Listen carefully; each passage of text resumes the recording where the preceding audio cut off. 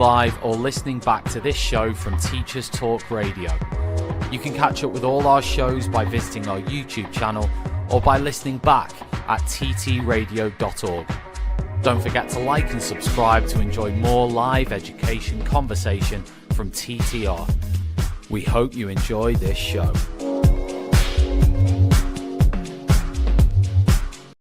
Outstanding and world-class vision and world-class this.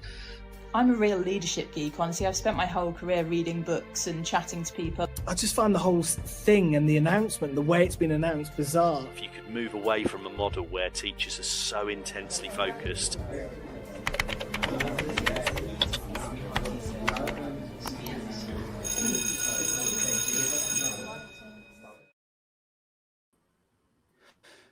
Good evening, everybody, and welcome along once again to Points of View Monday night on Teachers Talk Radio. It's been another big day in education world. Last week we had the announcements on vocational from Andy Burnham, Key Stage 4 changes, and today we've had a massive report by the BBC via Panorama into the Athena Learning Trust.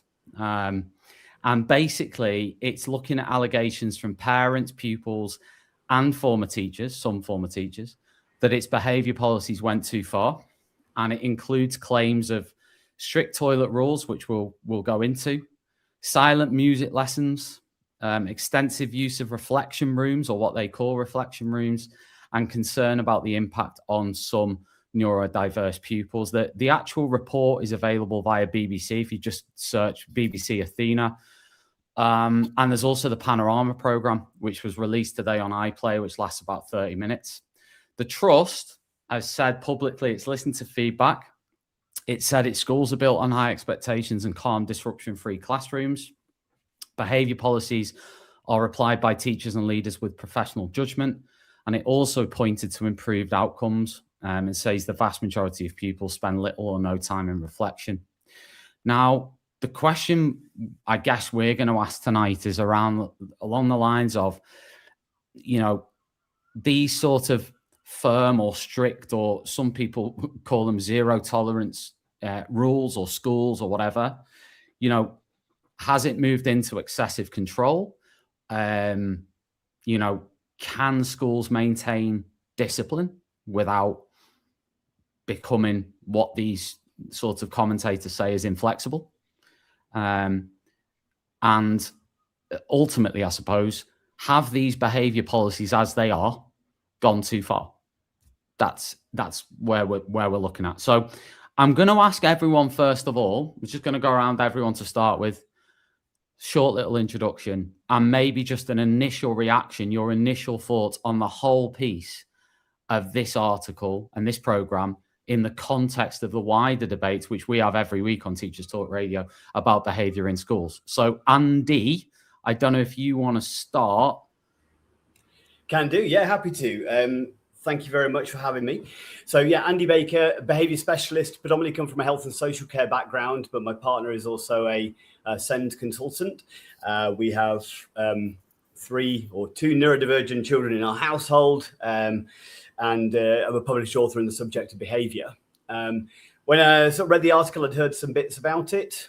It's one of those I'm not surprised, and it's that narrative that I quite often hear, that there's this perception of a dichotomy that we are either strict or we are supportive and nurturing.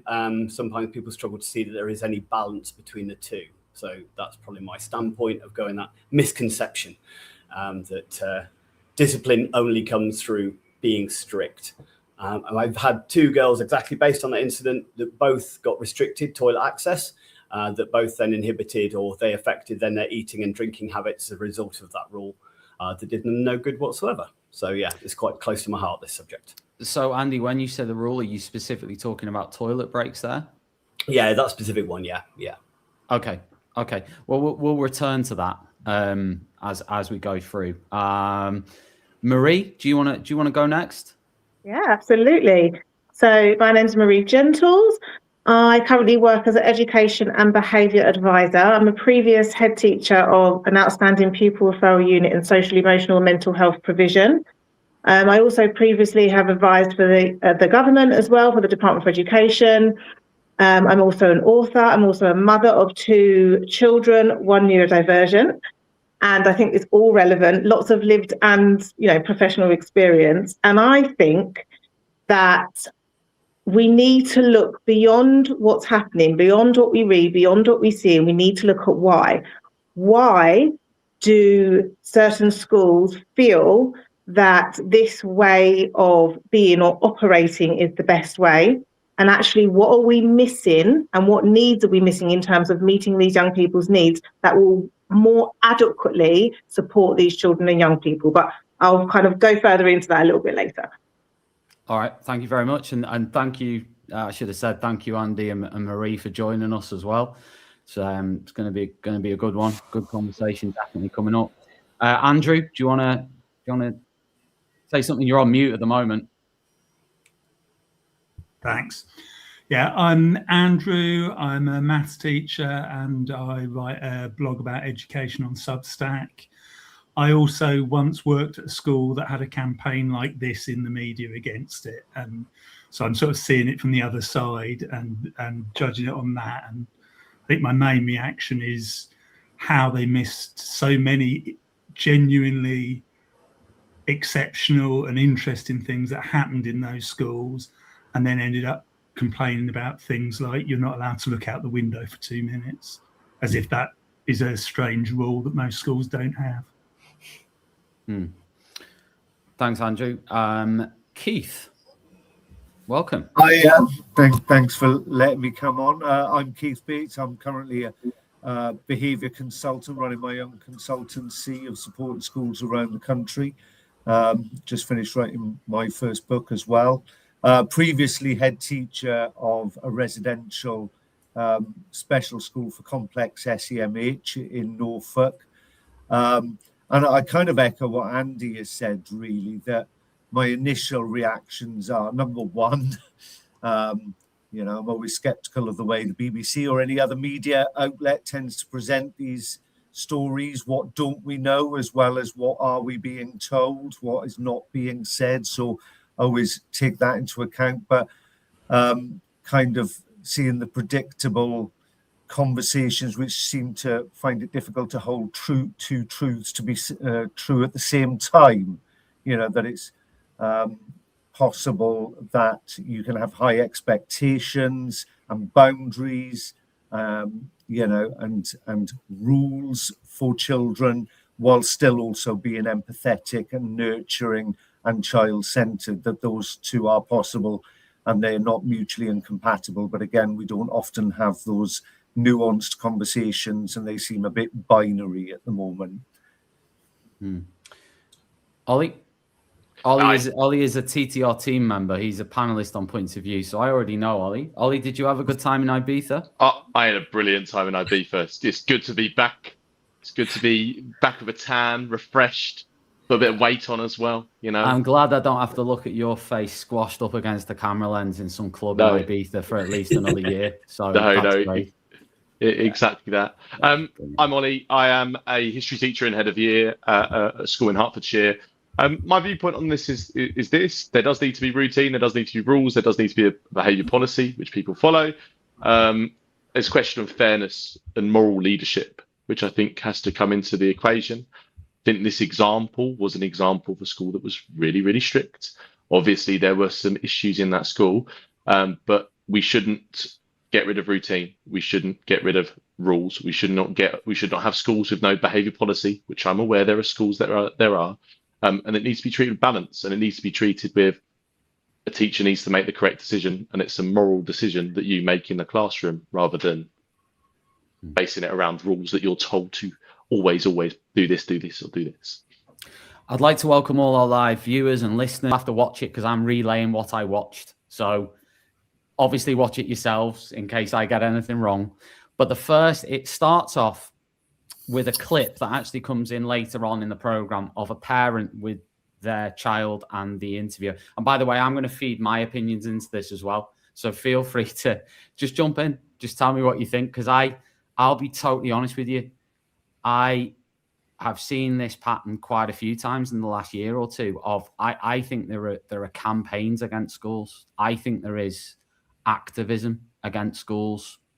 I think there is. I wouldn't be a head teacher in the UK now, because I'd just be looking at this and going, it's not worth it, guys. It's not worth it. And it's easy for, us, and I'll include me in this, to sit in the ivory towers and say, oh, do this, do that. If you go into a school and the behaviour's a mess, then what are you going to do?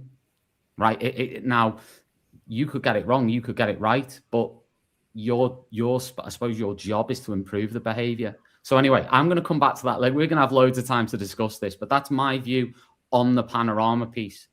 I just felt it dwelt into activism journalism. That's what I felt it was. Whatever you define that as, that's my opinion. Now, it starts off, there is a parent at the table with the journalist, and the whole Panorama starts off, and she's got loads of slips of paper of suspensions for a child, and there's 100, and she smiles and goes, look at this. And the journalist says, yes, look at that. They both sort of agree that this is bad. Now, I know you're looking at me like, well, surely it's bad. You see, the way I looked at it was, I don't think that should be scoffed at, because I don't think that schools in general, now, of course, there's going to be outliers, but I don't think, I've worked in 15 schools and I still work in a school now as a teacher. I've come across very, very few members of staff, and I'm sure you guys visit schools, etc., who give out sanctions willy-nilly. That school has, I think we'll come on to it, the behaviour policies, a two-strike system.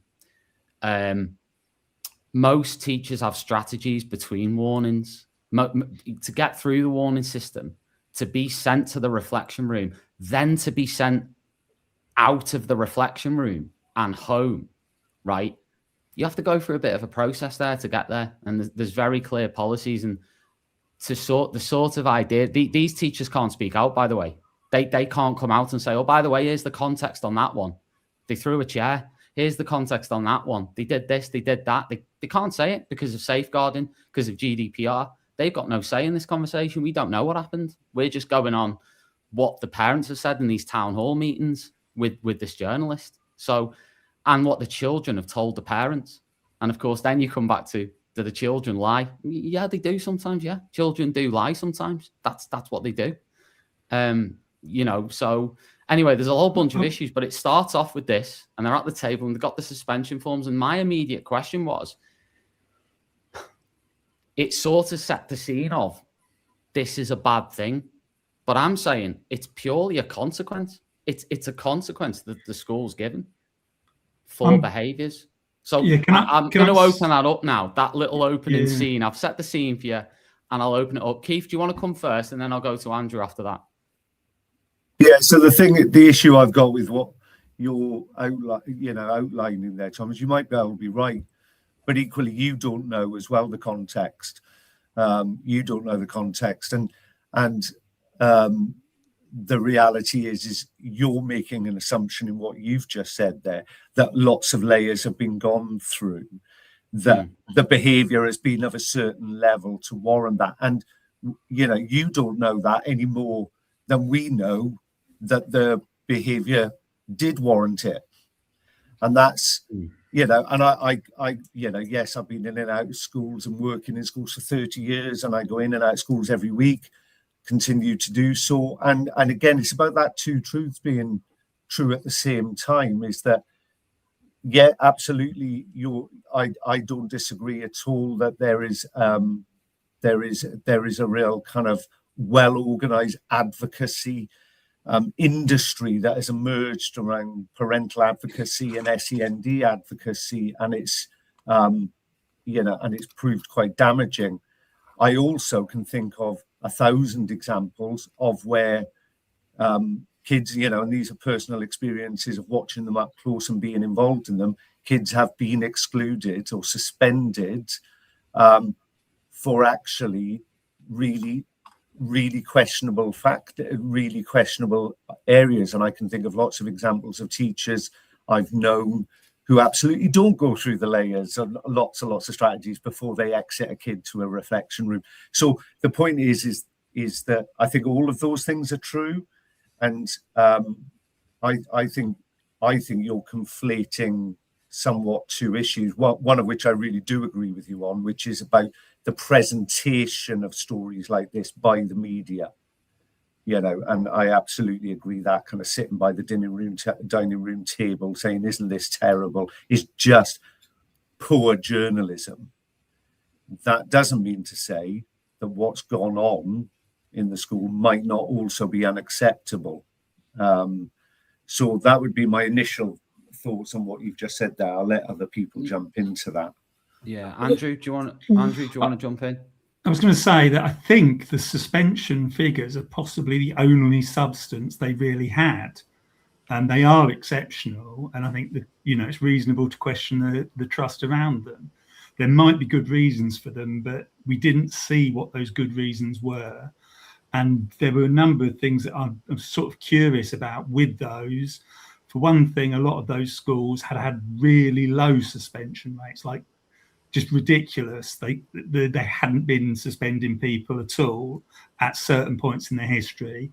And then they went up after the trust had them. But then 23-24 academic year, the suspensions went through the roof. And it's not clear why that happened. And that is the one exceptional thing that happened here. However, I would point out that the protests about behaviour rules seem to have started before the suspensions went through the roof. So I think, you know, that's the most substantial part of the story. And yet it's not good evidence that that's what the story is about and that's what the protests are about. Teachers' Manuals just commented. He said the whole thing was hearsay. It was testimony of disgruntled parents. Somebody else has said, was the policy clear to parents? Now, just coming back, I'll come back to these comments later, but just on the suspensions thing. So in the report, it said there were 1,000, I think it was 1,000 times a month that kids were in reflection, I think is what it said. That's removal rather than suspension. Removal, yeah. It's in the reflection room, yeah. And given the size of the school, I didn't think that figure was that shocking. I know Stuart Locke put on Twitter earlier, he said that in a school of that size, there might be 24,000 lessons a month. So he's putting it in that context of 1,000 times a month in reflection in the context of 24,000 lessons a month. I don't know what you guys think of that, but Marie or Andy, do you want to come in next on it? Yes, please. I think that this is so common. So I've literally lost count of the amount of schools I've worked with across the country at this point. And I think that, you know, we can have an argument in regards to how many children and young people are in reflection, how many have been suspended, all the rest of it. And what you would find if you go beyond the data, because data is obviously a very good starting point, but data is supposed to be, as we know, put together to create a story amongst other things, not data alone. And I think what's really interesting about data is that you can have some schools who would potentially have a higher amount of suspensions, for example. But then when you look a bit deeper, what you find is, as an example, really well-meaning staff who literally do not know what else to do and are following the policy to the letter, and it's resulted in suspensions. We're like, well, we don't know what else to do. Then you go into other schools and you think, whoa, why on earth are these children here? Because they shouldn't have been here. Some of the steps haven't been followed as they should have. And you think, oh, actually, no, this absolutely isn't as it should be. So what I was saying in the intro is what I think is so way, way, way more important is the why. So why are these children and young people ending up in suspensions, or why are they in reflection or being suspended? Now, because some they're people breaking the say, rules. I was just about to say that. Majority of people will say they're breaking the rules. They should end up there. What I say is that's surface level. We need to go beyond. We need to go deeper. It's a little bit like attendance. You can have a lot of young people in school, but it doesn't mean that they're learning. You can have a lot of people in reflection. It doesn't mean that they've learned the consequence and that's going to change things. It's just a process unless you go deeper. So then we need to go deeper and look at, okay, well, why have they broken the rules? Because if they've gone into reflection and we don't understand the reason that they've been there in the first place, we're going to go, it's what we find in schools across the country. You're going round and round in circles. You go in reflection, you come out. You're back in there the next day, you come out. You're suspended, you come out. and you're going round and round in circles. So to me, the most important thing is the why behind it, and what are we doing to meet those children and young people's core needs. And that ultimately is what will then significantly reduce the suspensions or the amount of young people in reflection. Why aren't there secondary schools that have reduced suspensions just by meeting needs? You'd think there'd be good examples of that we could all look at and copy and learn from. I could give you one or two straight off the bat. I mean, please do. I will look into it. There's a school, the school in South Wales I've worked with in the last year and a half reduced exclusions by over 90%. Well, anyone can do that. How do you know it's by meeting needs? Again, I'm not going to dominate the conversation with all the evidence base for it, but I mean, there are examples of it. There are absolutely examples of it. Name one. One school. I'm not going to name the school without their permission, am I? I'm not about to do that.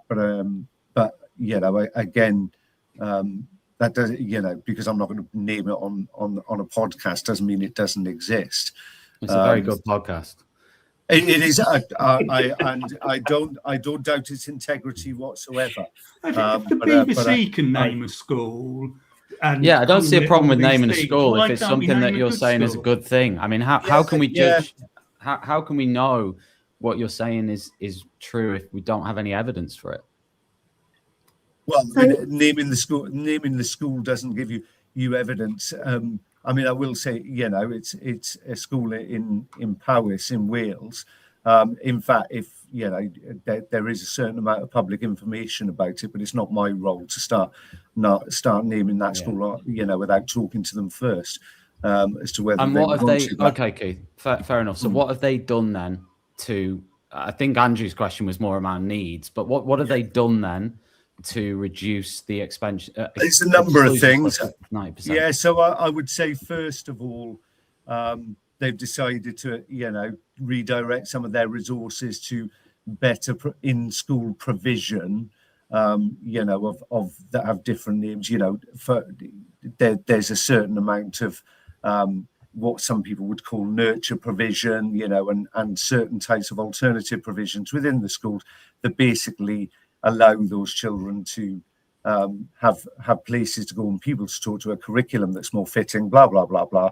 All of those kind of provisions that work better. So there's a bit more of that. They've invested heavily in training of staff to be able to work in a way which, builds those relationships and, all the cliches that some people will roll their eyes at. But ultimately, if you get good enough CPD in that people will engage in, that's had an impact. I would also say they've really looked at their behaviour policy and looked for, and this for me is a really key one, a more layered system of response to behaviour. So instead of 2 strikes, for instance, which does paint a school into a corner, you've got a layered approach which allows for more meaningful consequences that actually hold children to account. Sending them home or sending them to look at 4 walls does not hold children to account for what they've done. So what this school called enhanced consequences, which is a kind of a real kind of a menu of things. So there's a number of things that were brought into place that did. I need to butt in because listen, I'm a pastoral leader. I'm on the front line. I feel like we've thrown around this word suspension so many times. At my school, when I speak for my school and the schools in my local area as well, a suspension is only used for some of the most serious circumstances. It's not used for 1 strike, 2 strike, and a lesson then sent out. But I want to make it really clear the amount of evidence, the amount of CCTV, the amount of actual things that a pastoral leader like myself has to do in order for my head and for the assistant principals and the governors to approve a suspension is absolutely massive. And that is because of a fundamental serious behaviour issue. It's not for something like someone talking over a teacher. And I think we all know that here. Suspensions have been on the rise because behaviour is getting worse and worse. I think the questions around moral leadership, I think the questions around how we go about in classes trying to figure out that why, as Mary was saying, nurturing from the start, obviously, but there has to be rules. there has to be consequences for those serious behaviour issues, because then schools are unsafe, and we can't have that. And I'm sure from a parent's perspective as well, if some student had hit another student and that student was in school the next day threatening that student again, that is not the correct standing point from a school, and I completely disagree with that. Suspensions need to be there, but they need to be used purposefully, and obviously the people in charge who are doing that need to have that sophisticated amount of evidence to go ahead and go along with that suspension. But we can't just keep saying suspensions are used for the most serious level of behaviour. They're not used for something, as we're saying, 1 strike, 2 strike. I disagree with that entirely. Internal suspensions, that could be something under investigation where there is evidence, but we're still trying to look into it, where there might need to be a bit more going into something. But suspensions in terms of leaving the school, that's for something serious. There has to be a lot of different people that agree with that decision before it goes through, and we have to accept professional judgment on that. I think what I found really interesting about the article that I read was, I think approximately in 6,500-ish, I think I read, of students being there, only I think 500 left the school, went off roll. That's like 8 turnovers of students. I don't know whether that's a normal figure. I feel like the figures in this article are just loads of facts that are made quite confusing for people to understand. I think 500 people leaving a school. I think it also has to come down to parent decision as well. If you're sending a kid to a strict school, then you have to have a bit of onus for that. You have to realise you're sending that student there. You can choose. You have all the selections in that area to choose what your child goes to, and at the end of the day, it's your decision as a parent what school you send them to. Keith, I just want to dig in, because you said this enhanced behaviour policy. I mean, you must have visited the school, so you must know what these policies are, right? So you mentioned the enhanced. Say again, Andrew. Did they pay you? There's a school in Powys where they're boasting of reducing suspensions, and they say that someone called Keith Bates came and advised them. So I'm just asking, is that you? And did they pay you? And is that the school? Yeah, it will be, absolutely. Yeah, absolutely. So you're telling us the source of this improvement is the person that was paid. But Andrew, I want to say clearly, in no way, shape or form am I saying I'm responsible for that reduction. I would, that is about the school's hard work. I advised them and supported them. Absolutely clear that the work that was done to do that was absolutely clearly done by the school. It's a school I worked with, absolutely, yeah, and they paid me to do so. I don't see that. Well, you're not going to say it didn't work, though, are you? You're not going to say they fought me in, it got worse, and the head stopped excluded, and now there's riots in the corridor. But we're not mentioning that. The head says it's good. I say it's good. You should all listen to me. Well, it's not something you should say to a classroom teacher, is it? But you could equally, I could equally say as well, Andrew, couldn't I, that we want to do that. That maybe the work that the school did, supported by me, maybe it worked. Yeah, maybe it did, but but you're hardly. We wanted evidence, and you didn't tell us they paid you, did you? You just said, I can't name the school. And now we know why you couldn't name the school. I don't see how that's a problem. If I was saying, I did this and I did that, absolutely I would see it as a problem, which is part of the reason probably not to name it. The results speak for themselves, regardless of my role in it. But the only results are they're not excluding as many kids. We don't know what the other results are. Well, if I can assure you that there's a wider context around them that they're very pleased with, and they're very pleased with the work they've done on it. Keith, coming back to what I was originally saying. Yeah, you mentioned it, so I want to get into this just briefly, because we were going to dig into because you mentioned the enhanced behaviour policy, you mentioned the layered system, so I'm just wondering what those specifics are. So there was for the more serious incident, the head was quite clear that they'd got themselves into a kind of a negative cycle of, they do this, they get kicked out. They come back in, they do it again, they get kicked out. That kind of revolving door of behaviour. And which a lot of schools find themselves in. And so there was the enhanced consequences, which were, I'll stress now, were very much the school's idea. They kind of bounced it around with me a little bit, but it was very much the school developed it. And it's really about kind of elements of, yes, they're not necessarily suspended, but they are withdrawn from class. There's some work that has to go on to demonstrate that they can repair the relationships with the people that they've harmed them with. It may involve police involvement. For instance, the police may come into school and be involved in some of that work, as another example. So they will look at actually what the context of the child and what they have done, and then put together a kind of program of what that enhanced consequence needs to look like. Some of which can take place over a number of days and weeks post the incident. So it's a more creative. But I'm talking about the classroom teacher, though, because you mentioned a difference between this 2-strike sanction system that Athena Learning have. You mentioned there were more layers. So I'm asking from a classroom teacher perspective, what difference is there in terms of what they do? So just to come back to Ollie's point about this as well, and I don't come across schools that have 2-strike and you're suspended. The 2 strikes I understand from Athena is very much based around 2 strikes, and you may have to go to a reflection room. So, for instance, and I have no problem with reflection rooms. I absolutely don't have a problem with whatever they call that room. I have no problem with a withdrawal room of some description, because ultimately you can't have a child or a student in a classroom doing what they're doing, continuing to do what they do, and disrupting the learning of everybody else and continuing to be in that way. So a removal of some sort is something I have no problem with. Even if it happened 1,000 times in a month? Absolutely. If they have to come out of that. For me, the key bit is what happens as a result of being removed from the room. What happens as a result? If all that happens is they go to a reflection room, stare at 4 walls, or do some nonsense,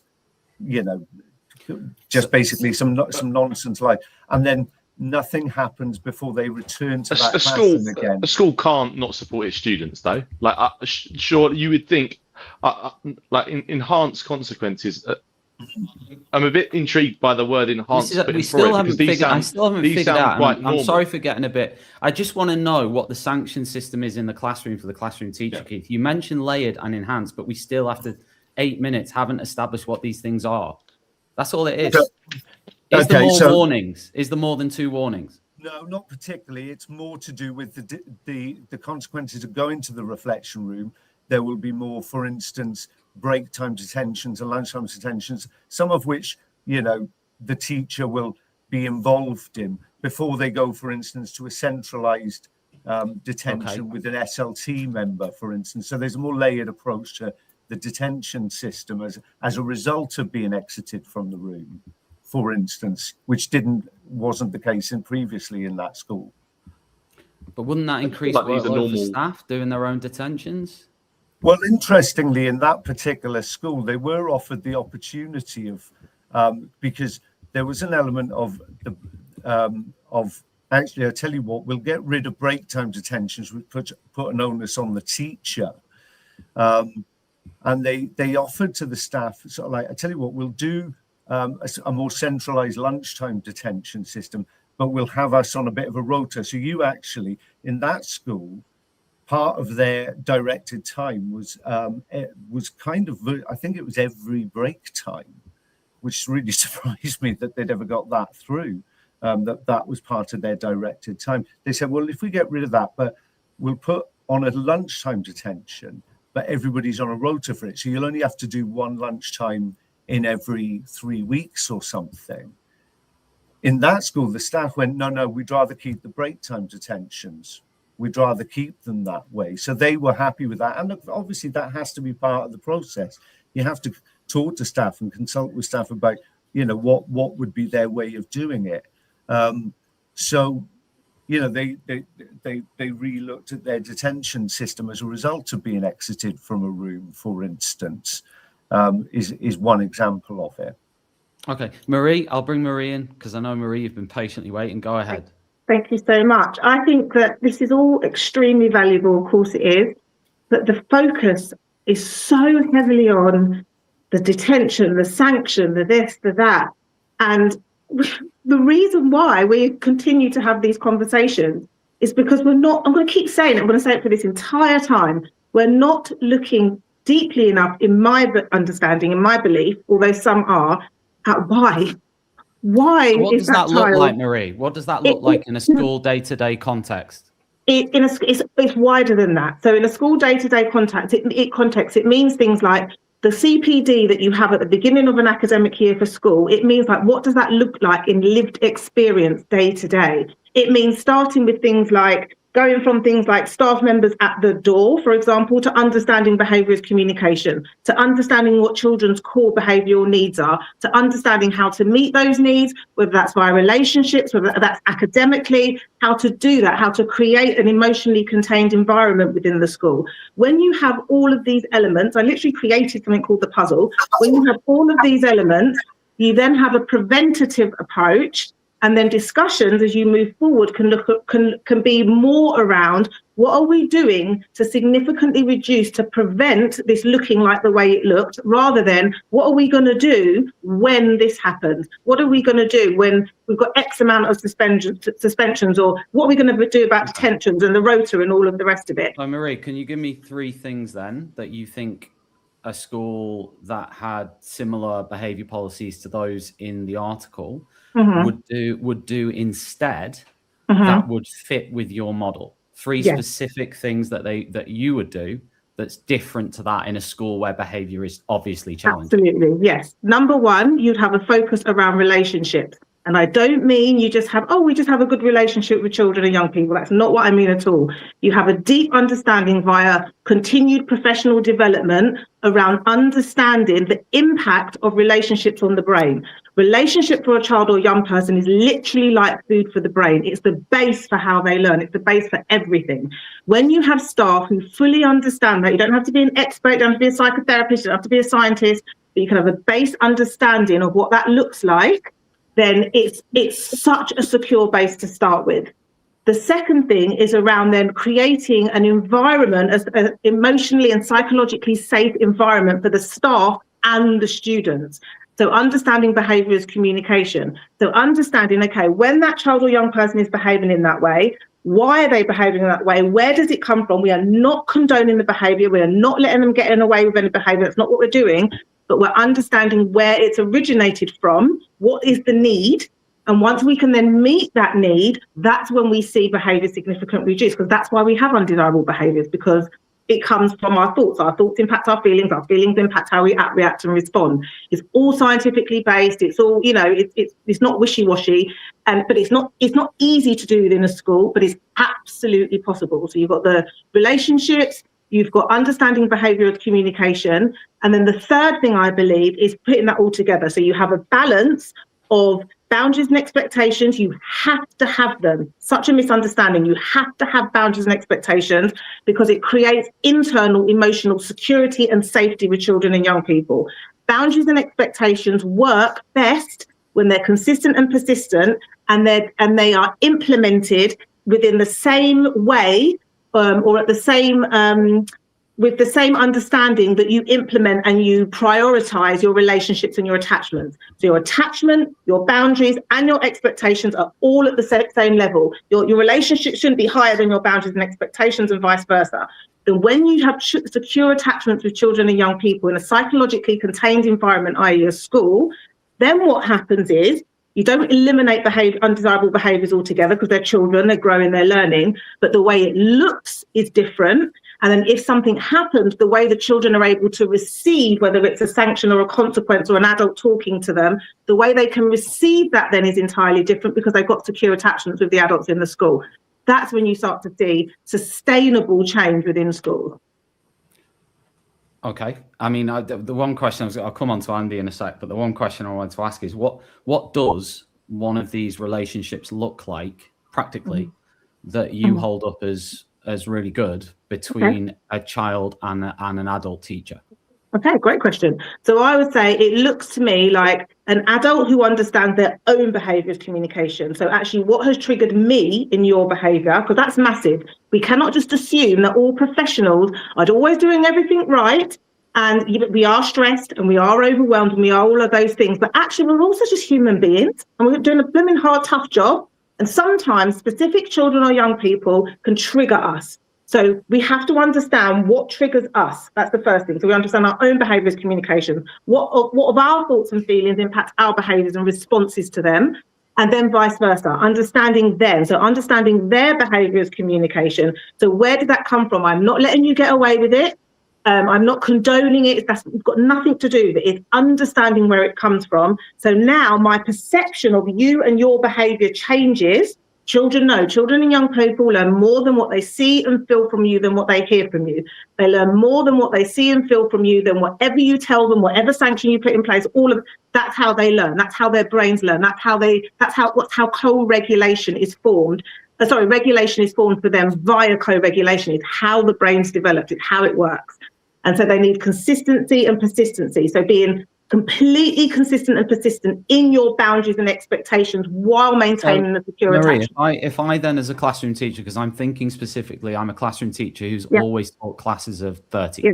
That's what I've done now for 19 years, and I continue to do it. So in your model, there's two things that stand out. Is one, how can I do that with 32 students in every class that I teach? How can I know them as well as you are saying a person who has these good relationships can? The second thing I want to throw in is, if I give sanctions and warnings to a child, they're going to experience some level of discomfort and they're not going to like it. And that could then lead to what on the surface may look like is not a very good relationship between me and that child, which other people may judge as not very good and say, Mr. Rogers doesn't have very good relationships with some of the members of the class because he's doing exactly what you've just said they need to do, which was the boundaries and the consequences. Totally answer that. Points I want to throw up. No problem. So the first one is when you said, how can you do this for each individual child? We have to look beyond the individual classroom. It's a systematic thing. That's why I keep saying about this culture. It needs to start from the culture within the school. So actually your systems that you have, your systems and practices that you have, support the teachers in the classroom. Because I've been here, I've done it, I've been in the classroom, I've been the teacher, I've been the deputy, I've been the head. I'm not talking from a standpoint really far away. I've been there, so I get the pressure. Really hard when you've got 30 odd children in the classroom. But if you have your system set up where you have things like, okay, well, I understand how these children learn. I understand how their brains work. I understand what their core needs are. You can do that with your entire class. You can do it by the way you greet them in the morning. You can do it by the way you address them. You can do it by a hook before you start in your lesson plan. You can do it by understanding how their brains work and develop. You can do it in all of those different ways. And yes, there's a lot to do as a teacher, but actually that takes away some of the pressure of, oh my gosh, I need to do something different for each individual child in my classroom. It takes a minute to do because you've got to work on it in terms of the whole school culture and systems, but it's totally doable. I've done it so many times with schools, and I've done it with my own school as well. But it's not easy. I'm not pretending it is. But with respect then, Marie, was your school was a special school, so I'm presuming the class sizes were very different than 30 a class. They were probably maybe 7 a class or something. So it's slightly different. I mean, no disrespect there. I'm just flagging no disrespect at all. No, I'm so glad you said it. Because people will be thinking this. I've got this all the time. So first of all, I worked in mainstream for 10 plus years, and then I worked in special for 10 plus years. So it's kind of equal. And secondly, I get this all the time. But what I will say is those 8 children were 8 of the one child within a mainstream school that people are like, oh my gosh. And then when you had those 8 children, all of them with really high significant needs in the same room, and you're able to still create and then you expand that to the entire school. That's a lot of young people. I hear you. I'm just trying to get, because you mentioned like the hook at the start of the lesson. You mentioned greeting the students. And I can't remember, but you probably mentioned some other things as well. But I'm saying if most teachers do that stuff, being honest, I think most teachers do that. So if they're still misbehaving at the end of that, then what? Well, then, of course, I'm not saying you don't need any sanctions. So basically, consequences, I call them, I call it cause and effect. So I call it effect. It doesn't really matter the name. Children have got to learn, if something happens, this is the cause of it. If it's cold and you go outside and it's if it's raining and you go outside, you might get really cold. Cause and effect, we've got to teach them that. So you don't take that away. So this goes on to your second point. So when you said about the sanctions and children aren't going to like it and all the rest of it, you're absolutely 1,000% right. When I was working in my school, I had this all the time. I would have parents bring a new child into the school and say, oh, you've never seen a child as bad as my one. I could tell you some stories of these children and young people. And I had 100% of the children who came to my school, 100% of them made progress from their baseline. And 95 to 100% of them successfully integrated back into mainstream school. That's data and statistics. That's why I said data is important. But the reason I'm saying that is because some people are like, well, how are we going to do this? And I understand it's a process. So when you talked about sanctions and they're not going to like it, if you have a secure attachment with children and young people, if you understand their behaviour as communication, you're working within a psychologically safe environment, you've created that culture within your school, what can then happen is you're going to get children who don't like it. They're children. I mean, some adults don't like certain things. They're little human beings. You're going to get that and you're going to get the pushback, but the way it looks will be different. The way they receive it will be different because now they understand, oh, hold on a minute, I now get it. It's not me you don't like, it's the behaviour you don't like.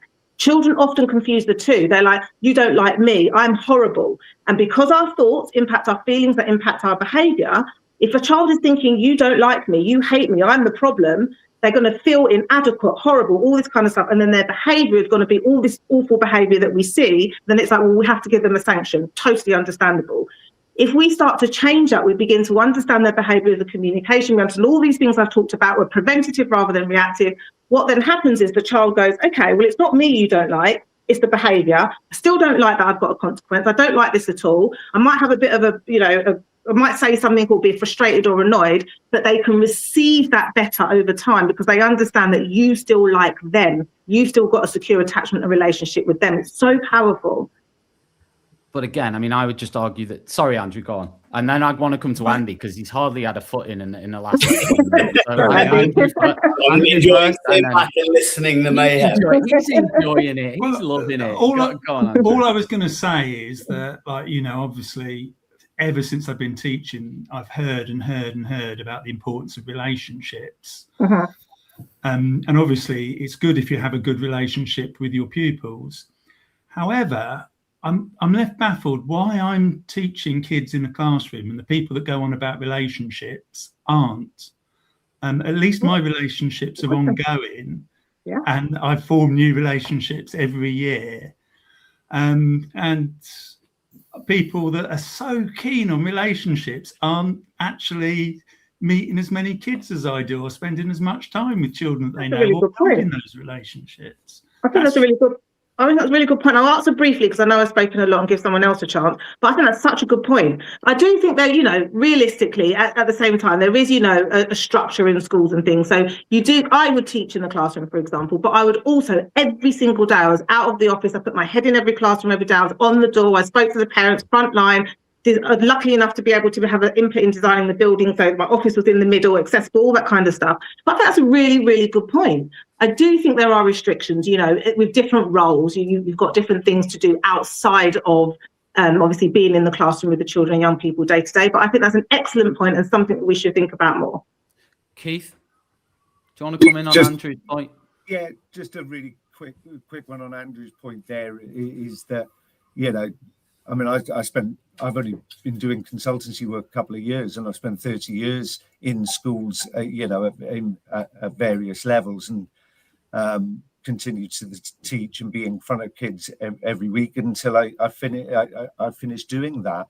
And there is an element, I think, that maybe some of the reason that people like me and Marie as well probably will talk about this is that having, I don't know about you, Marie, but like I say, 30 years for me, there is an element of the thing I learned over that 30 years of working almost exclusively with behaviour, in mainstream and in special settings. The thing I learned, you can dress up systems any way you want. You can talk about different systems and approaches and even CPD. But ultimately, the one factor that without it, with those kids who challenge us, who we are seeing an increasing level of in schools. I don't dispute that at all. The kids that challenge us, the only game in town ultimately that long-term over time will start to shift the dial on that, shift the needle on it, to use that horrible phrase, is the strength of our relationships. And I think actually we talk, relationships are really complex. They're a real kind of nuanced skill set. They're not just something about relationships. Well, of course, it's obvious. I don't think it is obvious how you make relationships with kids. You make it very difficult to make relationships with. We're very resistant. You know what? No one ever says this. Just a quick comment from me. The best relationships I've built was from good teaching over time. Yes. And having behavior systems that I used consistently. And I upset a lot of kids probably over the years. I upset a lot. As did I. They probably went out of that room. I taught in North Wales. They probably went out of that room going, I effing hate Mr. Rogers. Honestly, like, I hate him. And absolutely, really, and relation. Yeah, but this is what I mean. On face value. Yeah. Somebody visiting a school or maybe a senior leader popping in and out of lessons, they may talk to that child and think that, Mr. Rogers isn't building the relationships, and that's the reason for the misbehavior of the child, right? On face value. That's the point I'm trying to make. Andy, I'm going to bring Andy in because he's hardly spoken. Yeah. We can circle around. And by the way, guys, I feel like I'm really enjoying this. I hope you all are. And big shout out to Hachette Learning. We're if people want to drop out, I'm going to carry this on to the bitter end. Okay, because I feel like I've written 4 pages of notes, so I don't really care how long this lasts. We're only on point 1. To dip out, literally, I've covered 2 sentences of it. So if anyone that wants to dip out of this or needs to, just let us know. But Andy, I want you can come in on whatever you want, but I want to move through my list a little bit because I want to touch back to what you said in the intro, because one of your things was the toilet breaks. So the policy at Athena is that children were not allowed to go to the toilet in the first 15 minutes and the last 15 minutes of the lesson, but they were allowed in between those times at teacher discretion. Okay. What is wrong with that policy? I think there's a few things that you guys have spoken about and from the outside, which I just want to kind of touch on. And the very first point you made, Tom, I think, is that there seems to be this quite divisive conversation. You're saying also activism around parents. I think there is a genuine miscommunication between parents and teachers.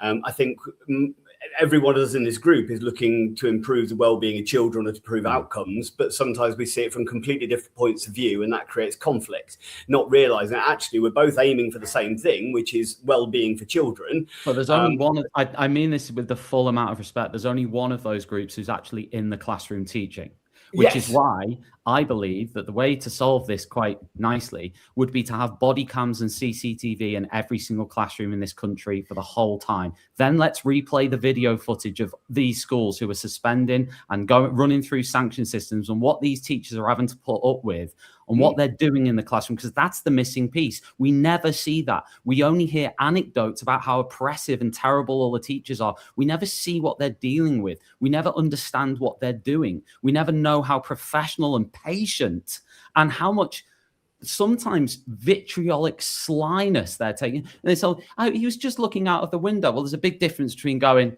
like that and going, right? There's a big difference. There's a big difference between those two things. We don't have it. So until we get the body cams and the CCTV and maybe other things, I just think there's only really going to be one side percentage. So I agree with you, Andy. Like, I'm not disagreeing. No one in their right mind would turn around and say, no, schools and teachers shouldn't work with parents. Parents are the baddies. Like, no one in their right mind would say that. Teachers are parents, okay? But we also need to recognize that teachers are the ones in the classroom doing the actual job as professionals that they've been trained to do. Absolutely. And I agree with you wholeheartedly on that. And they are the ones on the front line dealing with it. That doesn't necessarily mean they'll be given the best tools or environment to do it in. And therefore, that doesn't mean it's a teacher's fault. It doesn't mean they're bad teachers. It still doesn't mean the system's right. So I think it's very easy when we're having a conversation. The teachers focus on the children. They're not behaving the way they should. The parents are focused on the teachers. They're not behaving and managing it as they should.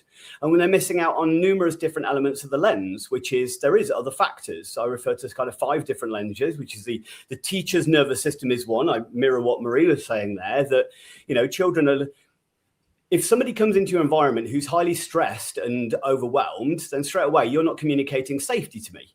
So no matter whether you mean to or not, no matter how empathic you are, no matter how secure you are, straight away, I'm going to be feeding off that and going, this isn't a safe place. This isn't reliable. This isn't consistent.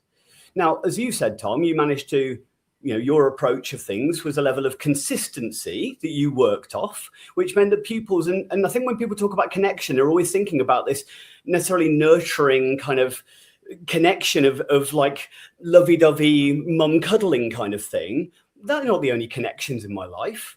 And I think that's a complete misunderstanding. So when I refer to things like playfulness as something in a lot of some of the models I teach, like if I put any toddler in front of any adult, all adults would play slightly different with that toddler. That doesn't mean that one's right and one's wrong, but they still focus on connecting with that toddler no matter how they do it. So it doesn't mean there is one set way. And I think sometimes the perception is if I'm not spending 10 minutes having a deep and meaningful conversation with them, I'm not connecting with them. Actually, it could be a little smile across the room, a little wink, a little kind of nod, a little bit of, yeah, I know what you did. I know you did well there. It doesn't need to be these big gestures sometimes.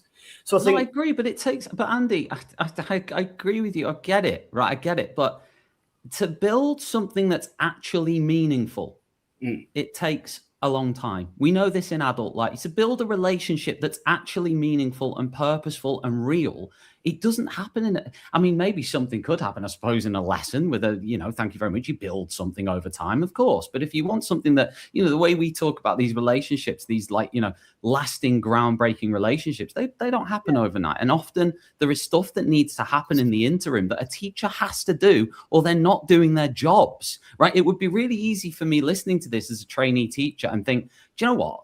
Like, I want those relationships that Marie and Andy are talking about, where the kids smile at me on the way out of the room and where, you know, I sort of say, thank you so much every time. Oh, that is wonderful. And where a kid goes home and says, oh, Mr. Rogers was told us a story today. It was wonderful. You know, everybody wants that. So the way I do that, like, I shouldn't be having conflict in class. Like, I don't want conflict because that isn't good. If the child is really feeling discomfort about what I'm doing, if I'm giving out warnings too much, if I'm following the behavior policy too much, if I'm sending them to removal too much, if I'm doing it, that's bad. That's not good relationship. Do you understand what I mean?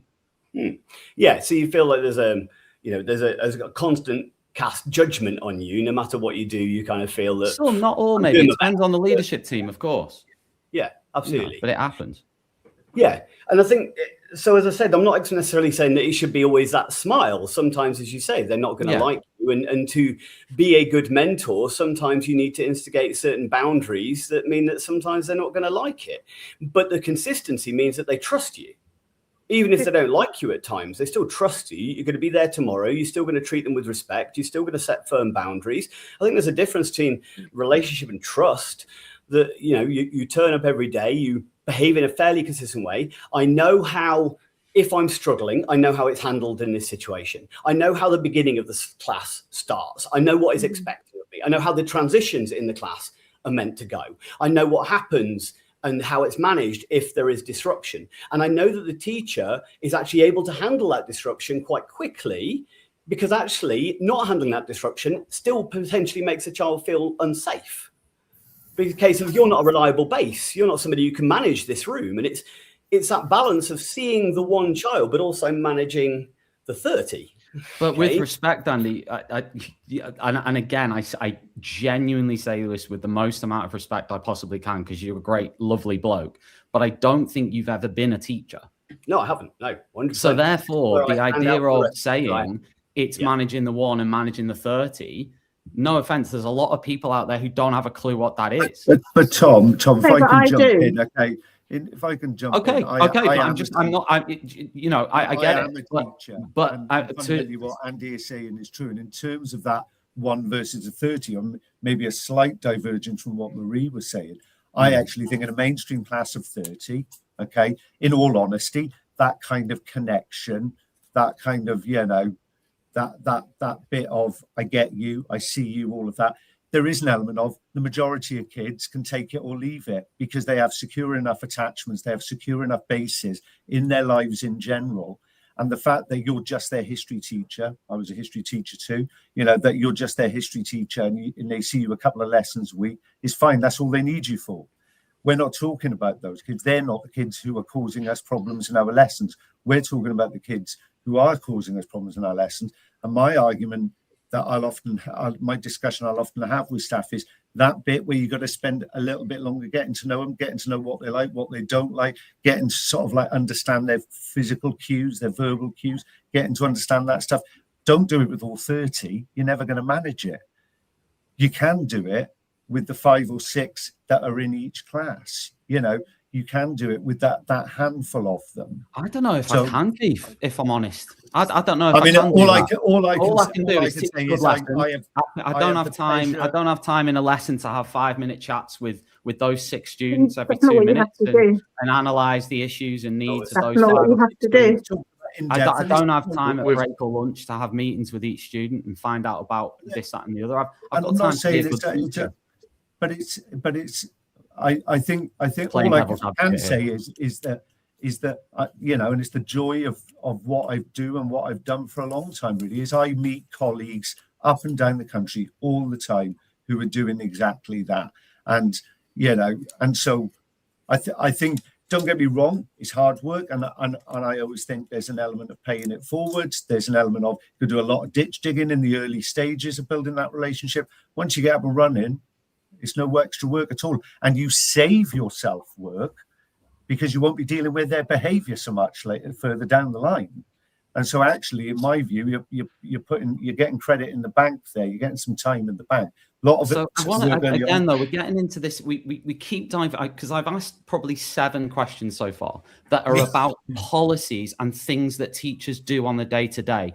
And we've straight away on every single time gone into the philosophical. We've gone into the theory. We've gone into the culture. I want to know, Marie, I can come back to you on this. I want to know if a child that I'm, if a child I'm trying to build a good relationship with kicks off in a lesson and I have to send them to removal. Yeah. What is that relationship? What does that mean? The thing is, I've dealt with zillions of children and young people who have kicked off in the most unbelievable ways. Of course you have to deal with it. But what I was saying earlier, but when you said we've diverted off, I think this is also the issue. The issue is everything is interconnected. A policy, as we know, is really important. It's there for a reason. Actually, if we've got to go from our intellectual understanding to the practical application, what does that policy look like in lived experience? What does it look like off the page, of course? And so actually, sometimes what we also do is separate this idea of policy and relationships. A child's brain isn't fully developed until their mid-20s. So at the end of the day, if we don't understand that bit and support them in their brain development, how on earth are they supposed to learn? So it isn't about, and it's not about. How can I support them in their brain development? I can answer that. I can answer that. I said it earlier, and I'll say it again. It's about the fact that we have to look like exactly what you're just saying. It's about our policies and our systems, and from our policies and systems, we can have the byproduct. Should be emotional security and safety from the policies and systems. The reason why I talk about this so passionately is because often it's 2 separate things for different schools and different arguments. So often it's like, no, policy, this is what we need to do, and other people are like, no, relationships. And I'm saying, well, it's both. It's both. It comes together. I just want to talk about the policy. No one said it wasn't both. I want to talk about the policies. Before I do, I'll come back to Andy. Andrew, I'll come to you after Andy. But go on, Andrew. You talk while I'm putting this comment up because I want to put a comment up that's critical of me. All of this desperate as well. I had one thing to say. Go on, Andrew. And here's the comment. I had one thing on brain development and one thing on toilets. So which one would you want me to address? Well, okay, Andrew, you decide. This is the comment that Emma's made. Respectfully, Tom, you're coming across as very closed off and not open to reflecting on your practice. I think you're putting up barriers. To answer your question, you invest in restoring that relationship. You remain authentic and professionally curious. I mean, I don't have a problem with that comment, but I don't think necessarily anything I've said sort of suggest that I'm not doing those things necessarily. I mean, I'm certainly arguing the case for more practical, solutions for teachers, certainly. And Andy, that's why let's just try and stick on this, because I want to come back to policy. The policies in the article, as I mentioned earlier, 15 minutes at the start of the lesson, 15 minutes at the end of the lesson where they're not allowed to go to the toilet, and then it's teacher discretion for the rest. What is wrong with that policy, Andy? I think that's difficult to manage, both for teachers' expectations, but also for students. I think that's in so much as, let's say, for whatever reason, I do suddenly need a toilet, or maybe there is issues that I haven't made public as far as difficulty in managing my my toileting, for instance. Maybe it's a self-conscious thing. I think, again, when we're talking about the policy, I think the argument is it's almost, well, the policy needs to tell us which fire extinguishers are to use, but it's not actually talking about how we stop fires in the first place. So we can argue all day about the practical solutions to which extinguishers are right, though. We should use carbon dioxide. No, you should use water. But everybody's forgetting the bit where the policy should be, which is, well, why are kids disappearing off to the toilet during lessons rather than engaging in the lessons? So how would you change the policy then? So I think it needs to be. What would your ideal toilet policy be? So my ideal toilet policy, the ideal would be almost child-centered as far as looking at what's the potential risks, what's the likelihood of behavior, what's the reason the person might want a toilet. That's incredibly difficult to do, as you've already said, when we've got 30 different students to kind of understand all their individual needs. The one thing is, we're looking at, exploring further, why do children disappear at the toilet? Well, sometimes you still haven't answered my question. What's your ideal policy on toilet breaks for schools and teachers? So my idea would be similar to how I manage it in my workplace, which is people can go to the toilet when they need to. But obviously, if somebody is affecting their education, in fact, I'd be more curious about why that seems to occur. Okay, so you're saying they would be allowed to go? Yes. Pretty much until we notice a particular pattern of behavior, and then we may need to investigate that pattern of behavior to see if we can understand why the behavior is occurring. The same I do with my staff. The same I do with a teacher. If you kept needing the toilet and disappearing off in class in toilet, I wouldn't go, you can't go to the toilet, Tom. How dare you? What I might need to say is, Tom seems to be going to the toilet a lot. I wonder if he's got a urinary tract infection. So straight away, we need to look at you personally. But we're not going to put that boundary just because I think, well, what if they go to the toilet and they just talk, or they're on WhatsApp? Oh, no, we can't have that. Well, that's a slippery slope argument. And I think that's non-intellectual. Okay, this is what I most hated about the Panorama when they talked about that policy as strict. And I don't see it as strict. I see it work all the time. And what I most hated about the Panorama is that one of these schools that they were portraying as demonic 10 years ago, so long before Athena, this was not under Athena, 10 years ago, a girl died in the toilets in one of those schools. Mm-hmm. She was not found for 90 minutes. Teacher at one point reported her missing. No one went and found her. Now, just in the time I've been in teaching, we've got tougher and tougher on toilets. And I think one of the usual things people say is, it's a safeguarding issue. Now, I'd defend toilet policies like that on grounds of discipline. But today, researching this and seeing what Panorama didn't mention, I read this story that was so disturbing. And I just thought, how do you do a story about a school where that has happened and not mention that as the background as to why they might not just let kids go to the toilet whenever they like? You've got to manage it. It is genuinely a safeguarding issue. And I know from now I'm going to be so much more careful about it and about internal truancy. I wanted to ask Andy, just on the back of that. Yeah, if they're allowed to go whenever they want, okay, and what happens when 15 are out then in my lesson? What do I do then?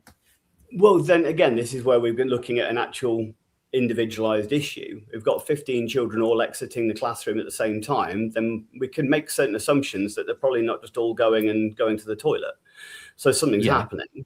Yeah. So is there something around the routine, the transition? What are they gaining? What's the benefit from them going to the toilet together at that particular time? Bunking my lesson. Yeah. Of course that's the benefit. What do you mean, what's the benefit? They're getting out of my lesson. So wouldn't we want them to meet that benefit in a different way? What way? So what's missing? What are they gaining from that? What are they missing in a situation? So this is again where, yeah, I have to plead ignorance. I've never been a teacher. I'm not in that classroom. I remember what it was like being at school. And therefore there were some lessons I wanted to be in and I wanted to engage and I wanted to be in learning. And there's other classes where I didn't. It depends. This is again, is it just a kid or is it the group? And we only look at the lens of the one particular child, but then I also have to understand peer pressure and group kind of mentality and stuff like that. That's another lens that I've got to look through. So what's if in every lesson there's 15 out then consistently over a series of lessons, what should the teachers in the school do in your view? Can I just throw it back to you, Tom, and ask you? Yeah, go. Right. What the question I'd put to you, which is, if I'm honest, the realistic scenario in pretty much every school, is that if there's 15 kids leaving a particular lesson to go to the toilet, but actually in most lessons, those same kids use the toilet appropriately. I didn't say that. No, but I'm giving you if the policy in the school was you can go to the toilet whenever you want without restriction. You're assuming, therefore, and I've seen schools that fundamentally do have that policy, and in some lessons, absolutely, kids massively abuse it. In other lessons, they absolutely don't. Do you want to investigate? Do you want to look at? Does that not raise any questions for you about why that is? Because what your solution is. I think what you're implying is some teachers aren't as good as the other ones and don't have these relationships that the other teachers have that make them want to stay in the classroom fantastic teachers versus the others. That's what I intimate. I think reasons for that happening are complex and or whatever. Well, what are the reasons, Key? I just gave you a scenario. And Andy hasn't answered it yet because we keep diverting off asking me questions instead of answering the question, then moving on, which was, if there are a series of lessons across a school, lessons, I said, not specific teachers, just a general trend of kids wandering out of lessons to go to the toilet or not whenever they wanted to, what would you suggest the teachers in the school do? Okay, well, I'll give it a go at answering it. So again, multifaceted approach. I would do some of what Andy's talking about the kind of curiosity and the looking at it, blah, blah, blah. More immediately, I would look at those 15 that are habitually doing it, and I would have pretty robust conversations. I would have conversations about saying, because what I would effectively say, I'd look at each one and just saying, you're not going when you want, you're not going when you want, you're not going when you want. Once we properly... You think that would work?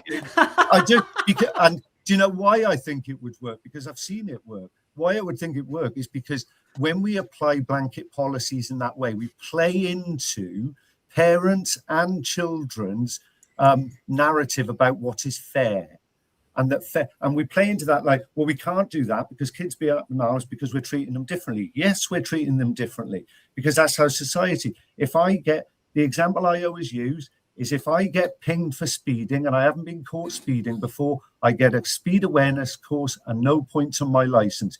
If I get pinged a second time, I don't get the choice of the speed awareness course. If the criminal justice system is society's way of addressing bad behavior, it does not apply blanket responses to criminal activity. Your solution to a school situation with a policy where anybody can go to the toilet wherever they want is firm conversations. That's your response as a consultant. Amongst other things, I will say as a caveat, I actually agree with Andrew somewhat that I actually think the 15 minutes at the beginning, 15 minutes at the end to teacher discretion in between is not a bad starting point at all. And I would agree that's not that's not what I would call a zero tolerance policy. I don't think it's a bad starting point. But once we get beyond that, what I've suggested, plus some other things around it. So you don't think you think that policy by Athena is okay? As described, I'd like to understand a bit more how it's implemented, but on paper, I don't think it's a bad start. I think it's a reasonable starting. But I don't think that's exactly what Andy said. So I don't know if your positions are slightly different because I respect Andy's opinion. I'm not saying Andy should change his mind just because I'm exasperated by it. Like, I think that's fair to have that opinion. Like, I'm not saying you have to change your mind, but just to clarify, I think Andy's opinion is different because Andy's saying that they should be able to go to the toilet whenever they wish to. You asked me what my ideal policy would be. Yeah. So that would be my ideal policy, that people should be able to go to the toilet. However, I agree that sometimes to manage the situation, I feel Ollie's going to like explode if we don't let him talk in a minute. But it's like, I could just see his face keep appearing close to the camera. So Ollie, should we let Ollie come in? And then it's definitely Ollie to speak. But yeah, so I think then, but that doesn't mean I don't think that certain boundaries or restrictions may be necessary and important to put in place. Okay, so just before we come to Ollie, what is your solution to the question I posed? You've got over 2 weeks, you've got lots and lots of children leaving lots and lots of lessons to go to the toilet. Mm-hmm. You have lots of children in corridors and lots of children at the toilets. What is your response? The thing is, I don't think you're going to be happy with my answer, Tom, because I think you still want to know. So tell me which extinguisher be happy with it. You're still focused on, tell me which extinguisher to use. What's the consequences? What's the boundary for this? And you're still not allowing anybody to kind of go. But actually, don't we need to go deeper and look at why this is happening in the first place? We can go deeper as well, but in the moment, we're going to have a... So you're saying that while all this is happening, you're going to go in an office somewhere and have a chat about what you think the reasons might be for it happening? Well, I'm not saying this is going to be like a 3-month-long investigation. What I'm saying is that this may need to... This isn't just a case of let's manage this. We may need to put some sanctions in place. You may need to put thing that you, the boundary you put in place, but that shouldn't be the full stop. That's what we do now. It should be then. No one said that. I just said, what would you do? I'm asking you practically, what would you do as the school leader in that situation? Exactly as I said. So we may need to instigate a boundary that, as we've said, if the okay, so we'll stop them going to the toilet if that happens. Limited as far as toilet access is concerned, but so then we would limit toilet access as far as why is this happening. Look at the individual, and then go what Keith was saying. Then the important conversations do need to happen at that point. Yeah, Ollie, that would be my kind of answer to that. Ollie, please go. I think some of the things that I've heard tonight are the reasons why we're failing this generation of students. I think some of the basic principles of teaching, some of the teacher standards, like routines, those are the routines, rigor, whatever, those are all normalized things in a lot of schools. I think there's a handful of students who, like myself, was in school, wanted to take the mick out of certain teachers, wanted to push the boat. If there was a toilet policy that said anytime I could go to the toilet, me and my mates would start at the start of the lesson, put our hands up as many times as possible just to annoy the teacher, just to get on their nerves. There's this whole sort of issue of like rage baiting, etc. That's a new sort of trend in my generation, which I have seen. We are not tackling that effectively. I think my biggest issue is when we keep talking about the why, when I have seen and when I have done every single support strategy, whether that be SEN, whether that be external charity support measures, whether that be alternative provision, and all those support measures do not work, what do I do? What do I do? What do I do? Because I've sat in front of behaviour panels. I've sat in front of 7, 8 charities, and I've gone through my list of support measures. I've gone through every single thing that I am trying to support this student with in education, and it's not working. Am I failing? Who's failing? What is the solution? And that is the biggest travesty of all of this when we're going back and we're looking at semantics of routines. And relationships. You're going to get on with some teachers. You're not going to get on with some other teachers. You need to get used to that. That's life. Like, we are not teaching these kids life skills right now. We are not doing that. Marie, you disagree? You were shaking I'm your from head the generation. I'm from this generation. I've been in school during this generation. You know, I was in school 6 years ago as a student. I'm out of school 6 years later as a teacher. I saw the same things that were on the ground back then as they were now.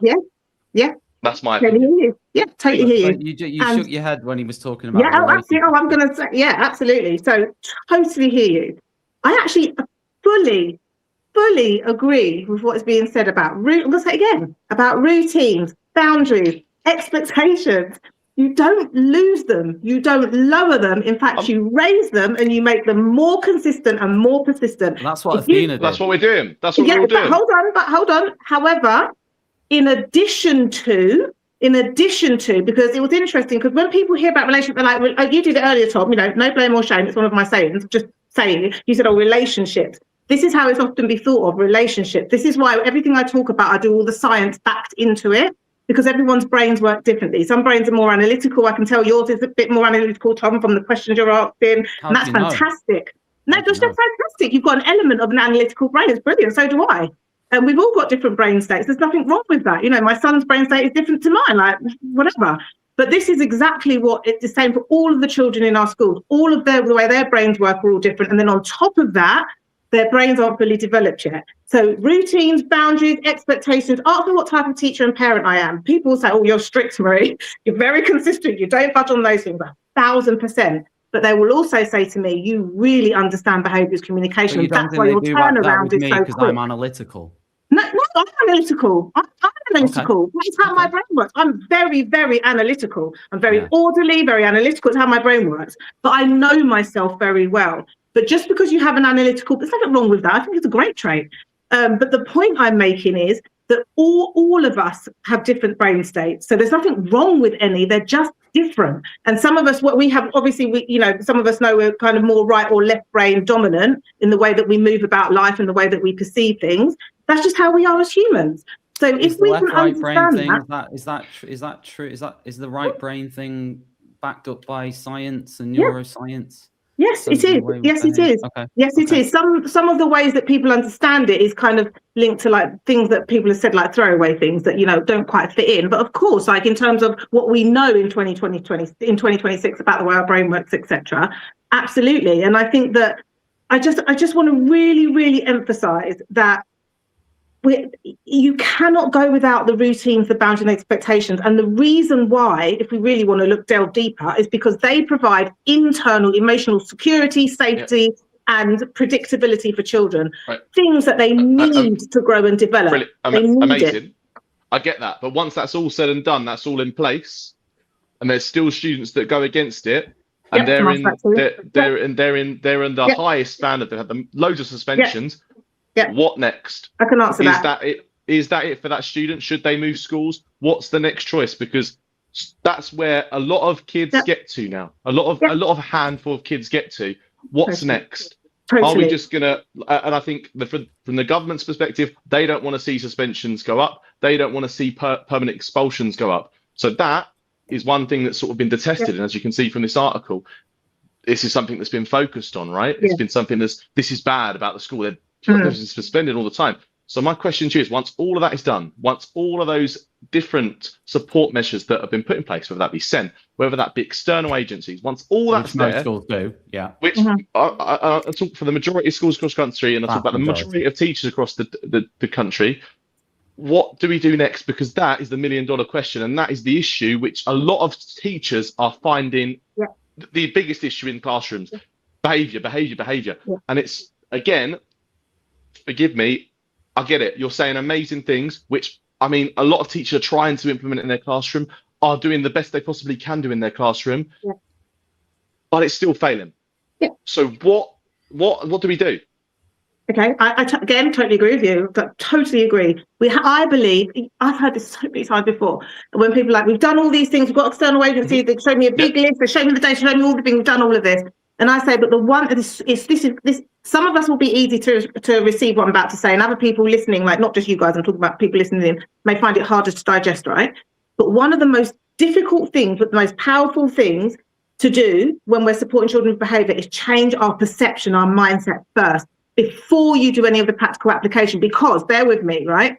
What I've seen, I've seen this, I can't even tell you how many times I've seen this. I've seen 2 schools, let's just say as an example, and they're going, right, we're going to follow this behaviour policy and all these things to the letter. We're going to do A, B, and C. The Understand Behaviour Commission, we're following it to the letter. Another school's doing the exact same thing in the identical way. The biggest difference between the two is one of the schools are doing it with the belief and the true understanding from CPD and all that kind of stuff of why this will work. They truly understand what is it that causes children's behaviour. It doesn't come out of nowhere. You're not just born with it. Where does it come from? Truly understand it, but not just understand it, then understand how to meet the need. The other school doing the exact same thing maybe doesn't fully, is coming from the perspective, this isn't going to work. I've done everything. This isn't how it's going to work. These children are just like this. It's just how they are. And then it doesn't work. I literally can't tell you how many times I've seen that. And once the mindset is changed, it's literally like a light bulb going. But I think the majority of teachers who are still teaching, who are still in the classroom, who are still doing their thing, I think they are doing that. I don't think there's many other, unless you're putting the blame solely on those teachers that are poor, or you're saying that are poor, that are causing changes in expectations. Are you talking about consistency in that? I think my biggest issue is that there are so many teachers that are following what you say to the letter, right? And it gets to a point where there are students who reach that turning point where there needs to be a fundamental change in their school, or a fundamental change in where they go, because it's going to affect their life. It's going to affect their life. Every teacher, every person in this call right now, all agrees that, like, wants to help a kid get through school and do well, right? And wants to help their classes do well. I just don't see a solution. What do they do in the moment, Marie, though? What do they do in the moment? Because all you've said so far, and again, total respect, is a mindset change for the teachers. So I'm just looking for what they're supposed to do. Yeah, okay. And so, and I get this, and this is literally what I do day to day in my job now. It's so hard to talk about this. And I get this question all the time. What do I do in the moment? What do I do in the moment? And I keep saying, okay, I can give you some stuff to do in the moment, but it's not going to be what you think it is. It's going to magically change it, and then everything's going to be wonderful. What changes it is the things that is a preventative response, not a reactive response. So in the moment, do what you're already doing. Do the sanction, do the whatever. None of those things are wrong. Those things have to be done. But in addition to that, do all of the preventative things as well. And by the way, just to say, I think there's great teachers out there. I know how hard teachers work, and I don't think they're doing anything wrong.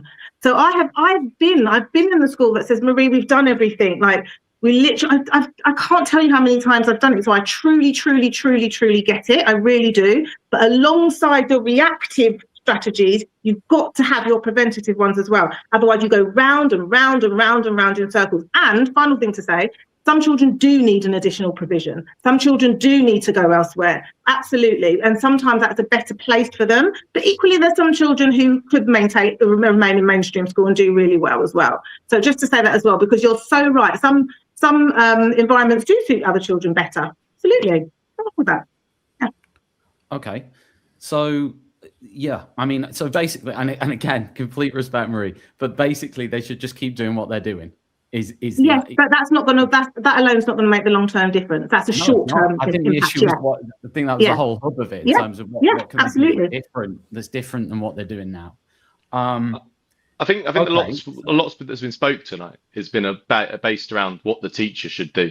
I think there's been a lack of conversation about what a parent should do, what a student should do, and I think, listen, there are so many teachers that follow in, and I think there needs to be this understanding more from parents that when it comes to behaviour policy, when it comes to going to a school, you need to read it. You're sending your child there. They need to know the behaviour policy that they're sending their child into.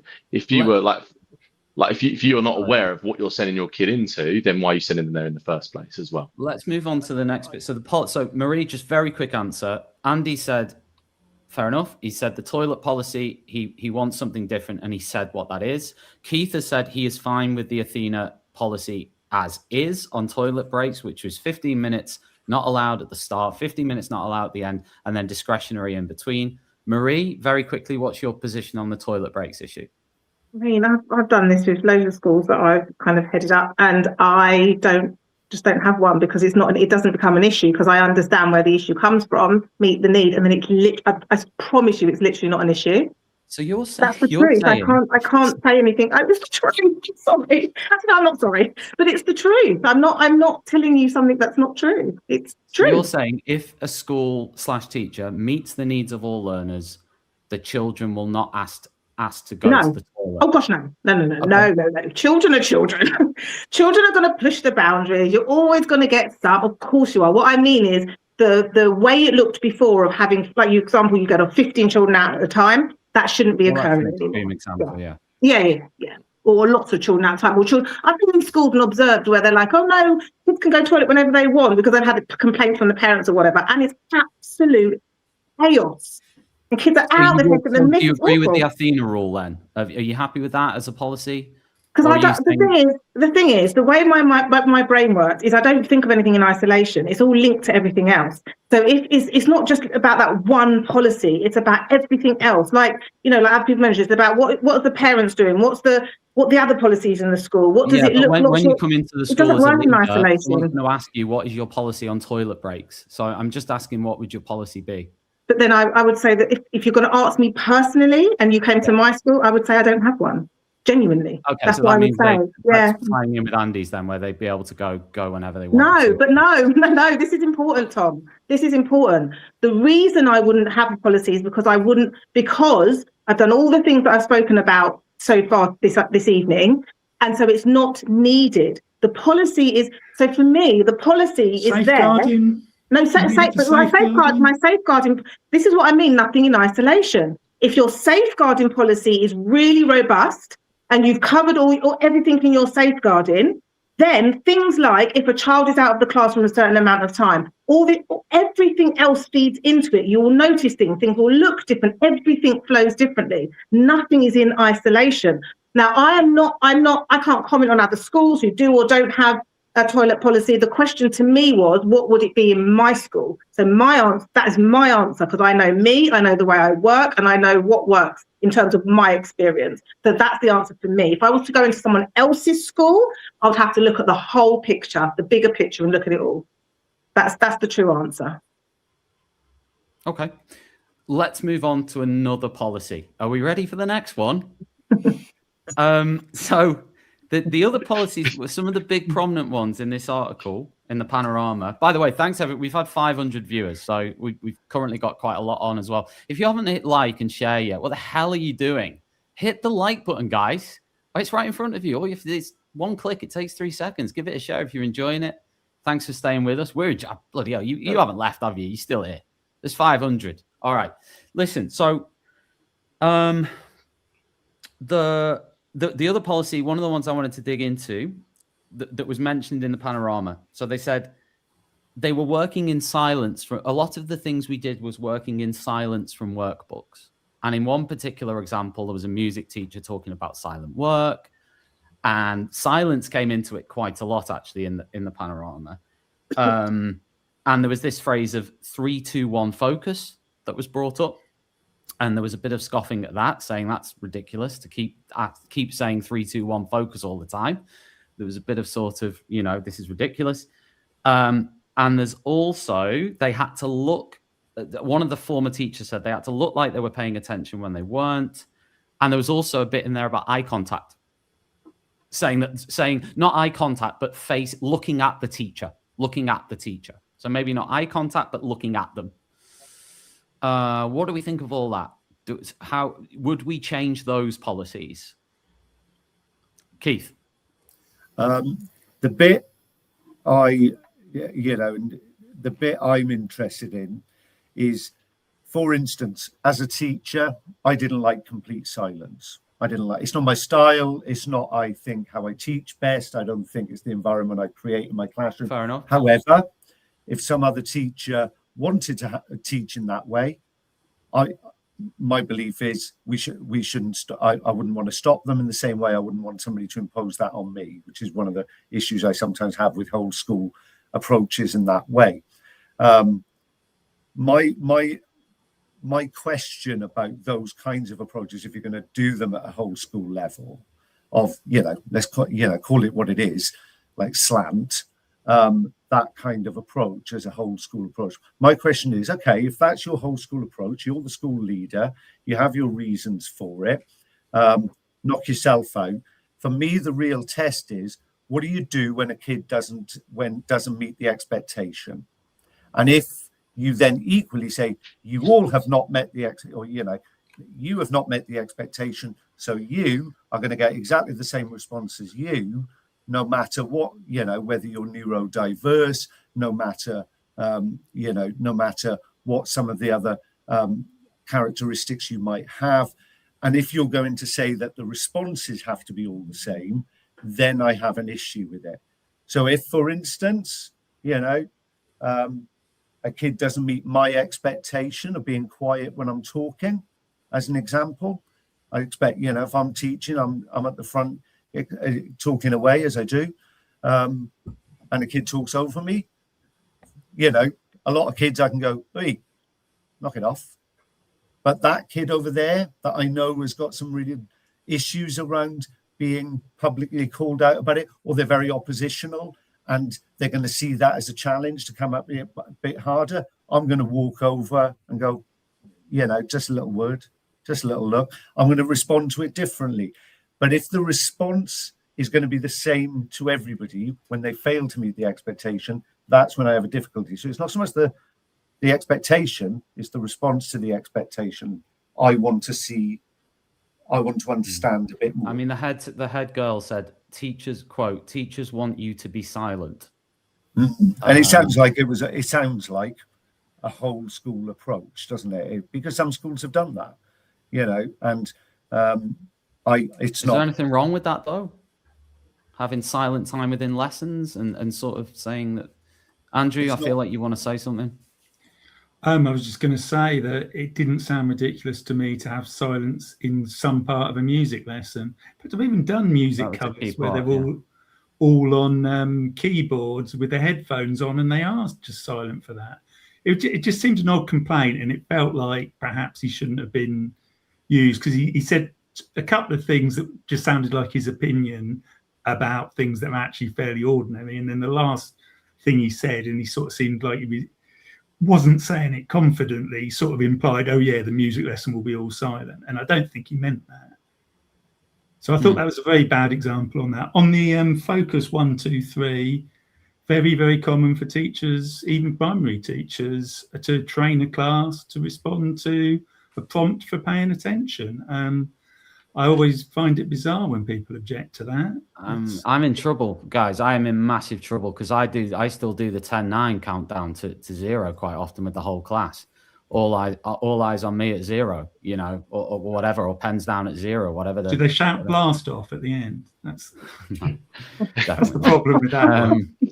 I do a 3, 2, 1, but mix it up every time. Put some different words and phrases here and there just to keep everyone on their toes, you know. That's only since you've been to Ibiza. You're the cool teacher now. No, I mean, it was interesting because I don't know. It just seemed anti-silence, whereas for me, you know, the sort of general thing of, you know, silence is a good thing. It's also very good for those who are neurodivergent. It's very good for those who are on the SEND register. It's also very good actually for a lot of other students who just like silence, who like library-like environments. So I found that I mean, the thing is, it sort of reflects back to what Keith said. If they're going to have a rule, whatever the rule is, then it's not a rule but an approach.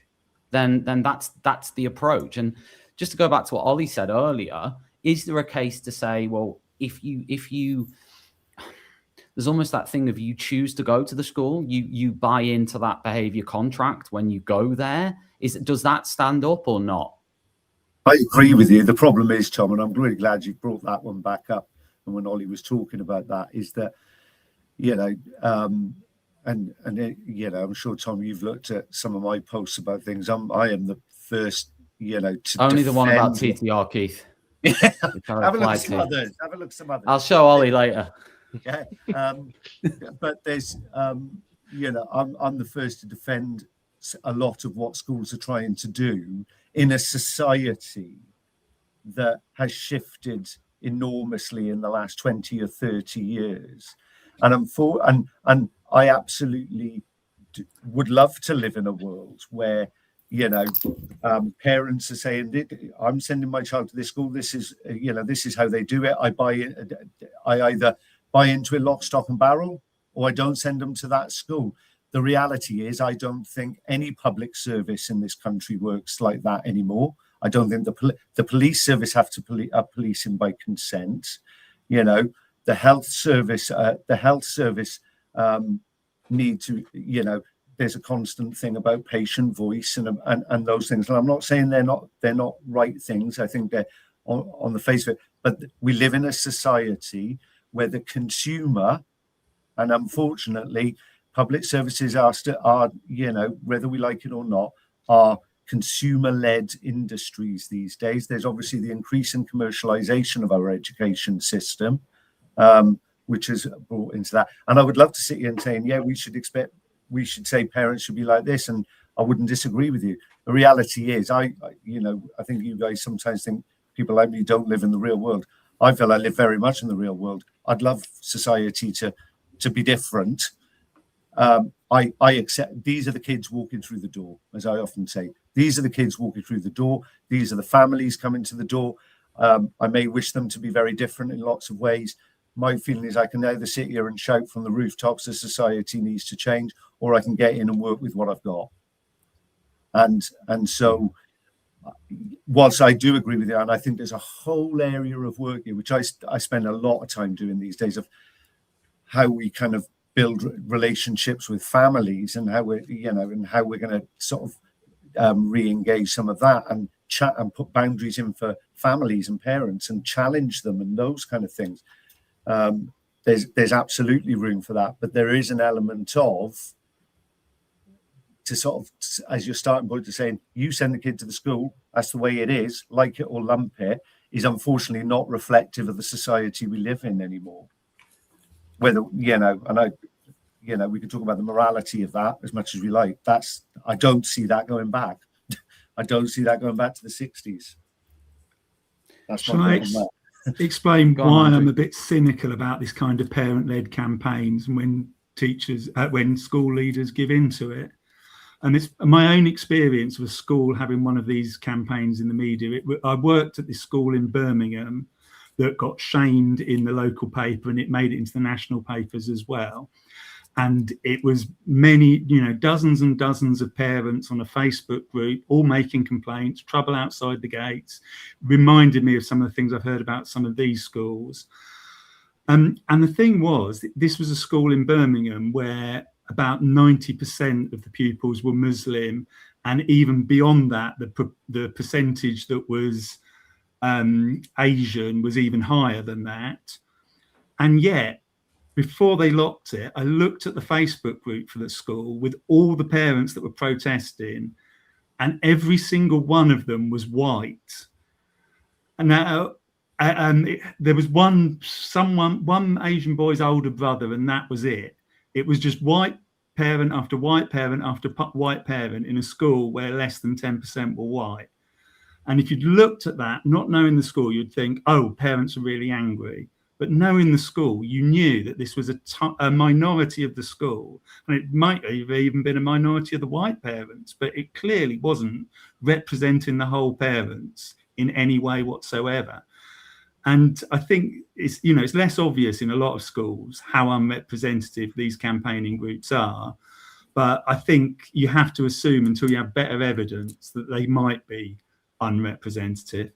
And I think it's noticeable that on 3 of the schools, the campaign started as soon as Athena was mentioned. They hadn't taken over yet. In fact, sorry, I'm getting that wrong. One of the schools, their parents were campaigning against discipline 12 months before Athena took over. So it's not even the transition. One of them, it was like a term before. One of them, it was as they took over. So it did feel like there was a craze among parents. I think there's perhaps an issue there of why the same trust was taking over all the schools that were next to each other, and that does mean there's less of a which school are you choosing? You don't have a choice. But I do think that when you have that kind of campaign, it's often very, very unrepresentative, and we can see parents condemn the school and think, oh, we've upset our parents, and actually we've done the right thing by 95% of our parents. Someone said sorry, Ollie, did you want to cut in there? I was just going to say, doesn't it then seem like a bit like, I get what you're saying with consumer led. I agree with you. But my main point and sort of cause of concern is, as somebody who remembers back in 2013 when I was going around secondary schools as a little student, walking around in my year 6 uniform, walking around schools in my local area, trying to find out the best school. Oh, for sure. I was like, oh my God, look at these all big rooms, aren't they? When I was going around those schools, there was my parents were really like, we want to get you into the best school. You've got to make sure your application's really, really, really good. Like, you want to go to this school, and we're going to put your options order into 5. There was that, and I think that's still there. I think it's just about again, making sure that parents are aware of those rules, parents are aware of how it works. Having been very transparent this year as a head of year, I've got the opportunity to look into the year 9 mums group chat. And let me tell you, it was quite interesting. It was like I had a lot of respect to some extent. To some extent, they don't know that I've seen this, by the way.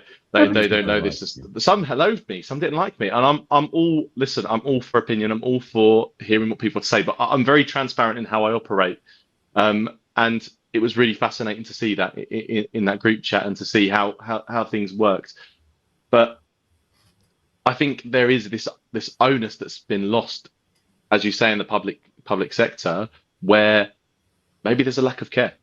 Maybe there is quite simply a lack of care and lack of time to think about where your son or daughter should go. And in my opinion, if I was a parent who was putting my student into a particular school, I would feel like I was failing if I did not know how good that school was, what the school rules were, what uniform they needed, all that sort of thing. I would feel like I was failing person. Talking about that, Ollie, and everyone feel free to come in on this again. Results have improved at Athena by 5% in English and maths since they took over.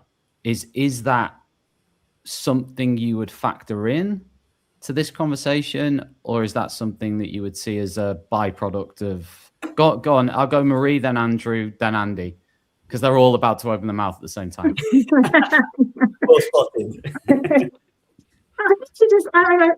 think it just, we can't just look at things in isolation. Like, to get a balanced picture of anything or anyone or any situation in life, you've got to look at more than one thing. So I'll come back to the 5% in a second, but you know, when thinking about the silence in lessons, there's anything wrong with being silent in lessons sometimes. Some of my lessons were silent, some of my lessons weren't, you know, there's nothing wrong with it. But if, for example, I went into a school now and a school was silent in lessons, they had to have their hands by the side in corridors, they weren't allowed to speak and they're spoken to, and the list goes on, then I'm looking at a slightly different picture. If it's a case of they're silent in lessons, but, you know, in other areas it looks pretty different, then the whole picture looks different.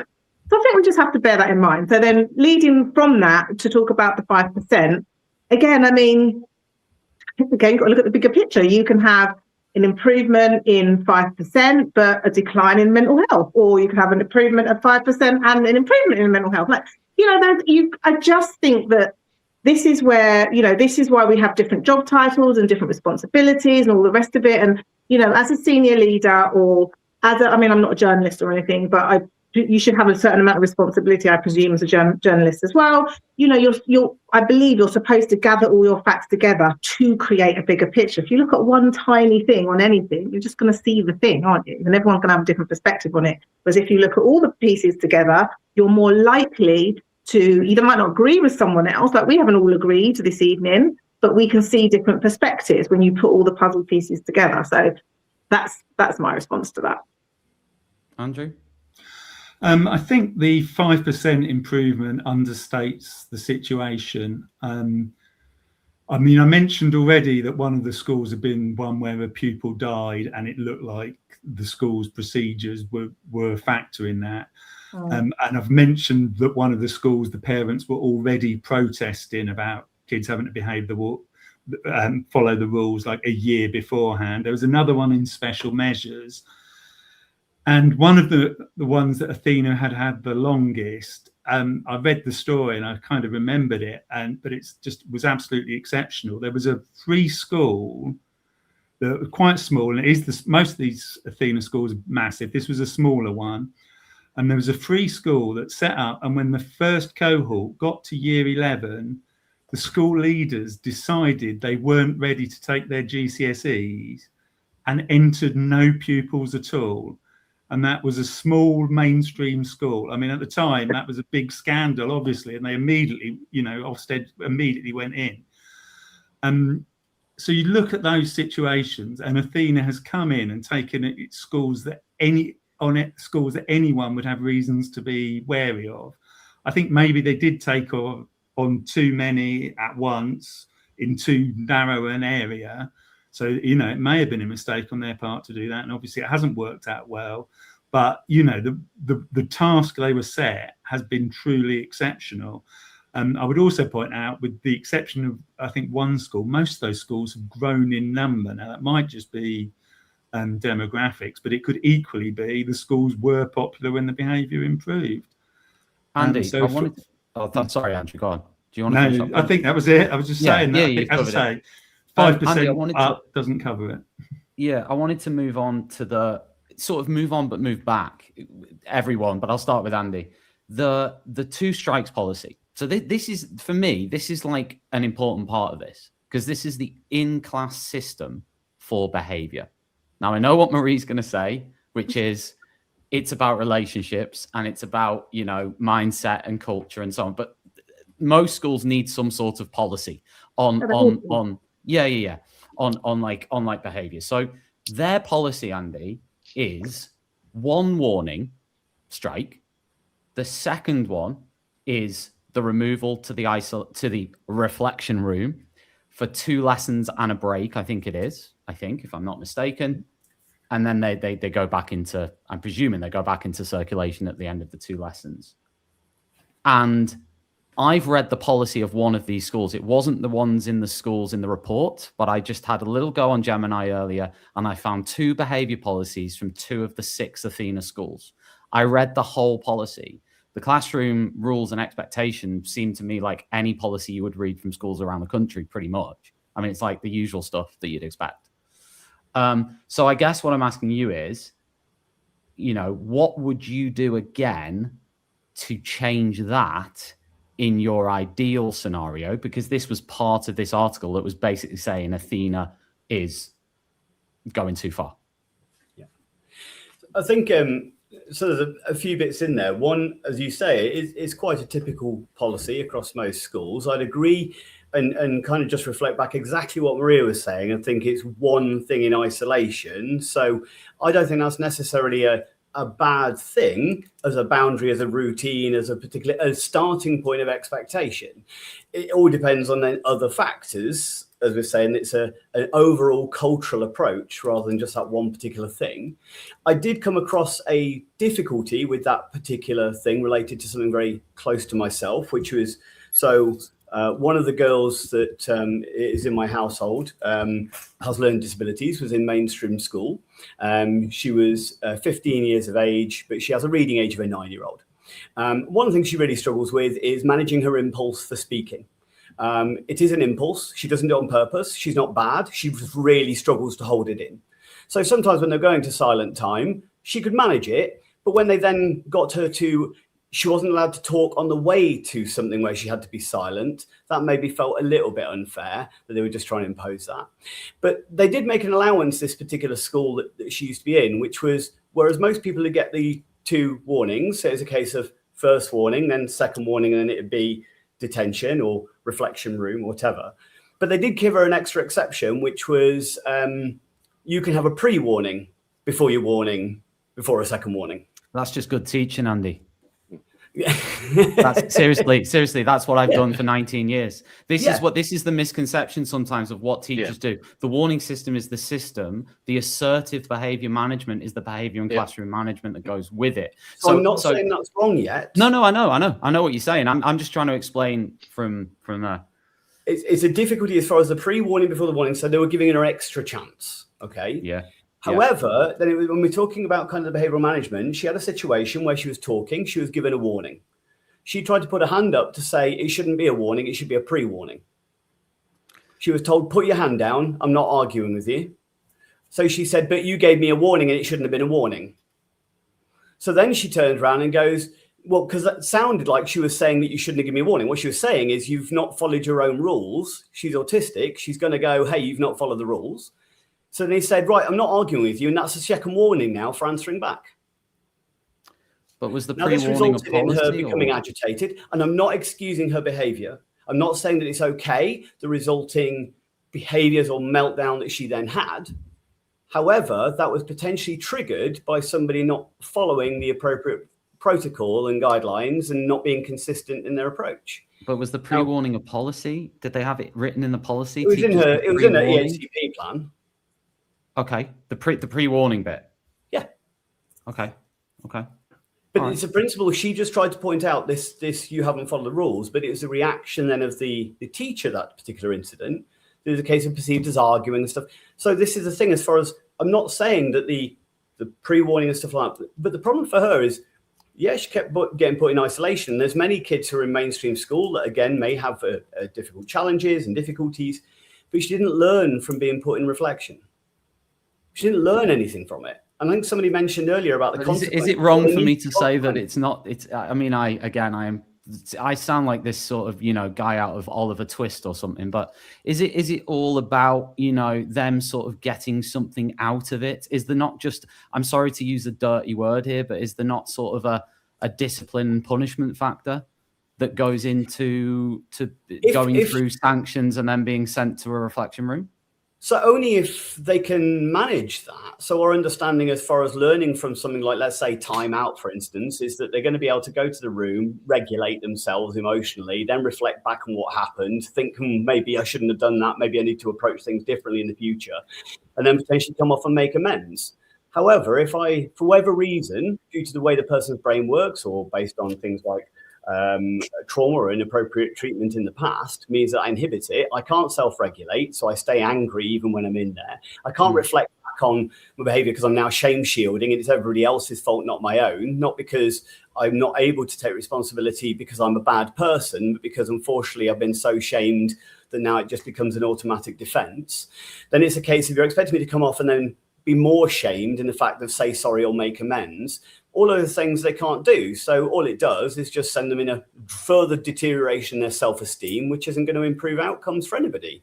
I'm not saying that, and this is where a blanket kind of approach is where sometimes it falls down. I'm not saying there shouldn't be routines. I'm not saying there shouldn't be boundaries. I'm not saying that all those, but when things go wrong, when we keep getting a child who perpetually ends up in some form of sanction, then something isn't working. And Einstein's definition of insanity is doing the same thing over and over again and expecting different results.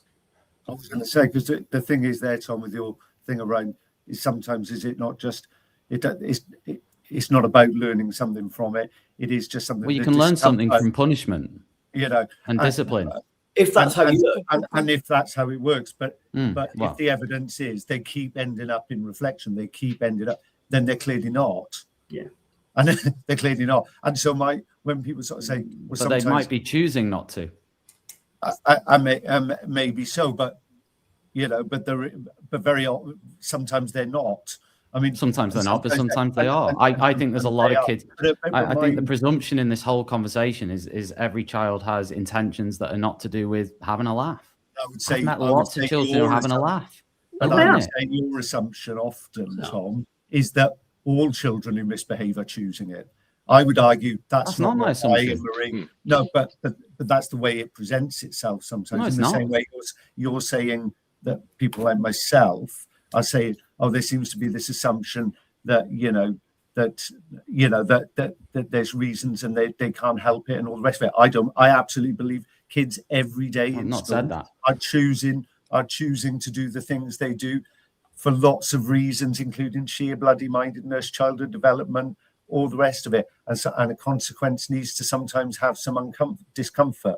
But coming back to Andy's thing, it comes down to the fact we cannot have it both ways. We cannot continue to complain about behaviour in schools and keep doing the same thing and get no different results and then say, oh, well, it's children just need to change. Can I ask a quick question? Ollie, go on. Just really quickly. Because I think it shows how delicate a classroom is in terms of decisions that a teacher's making all the time.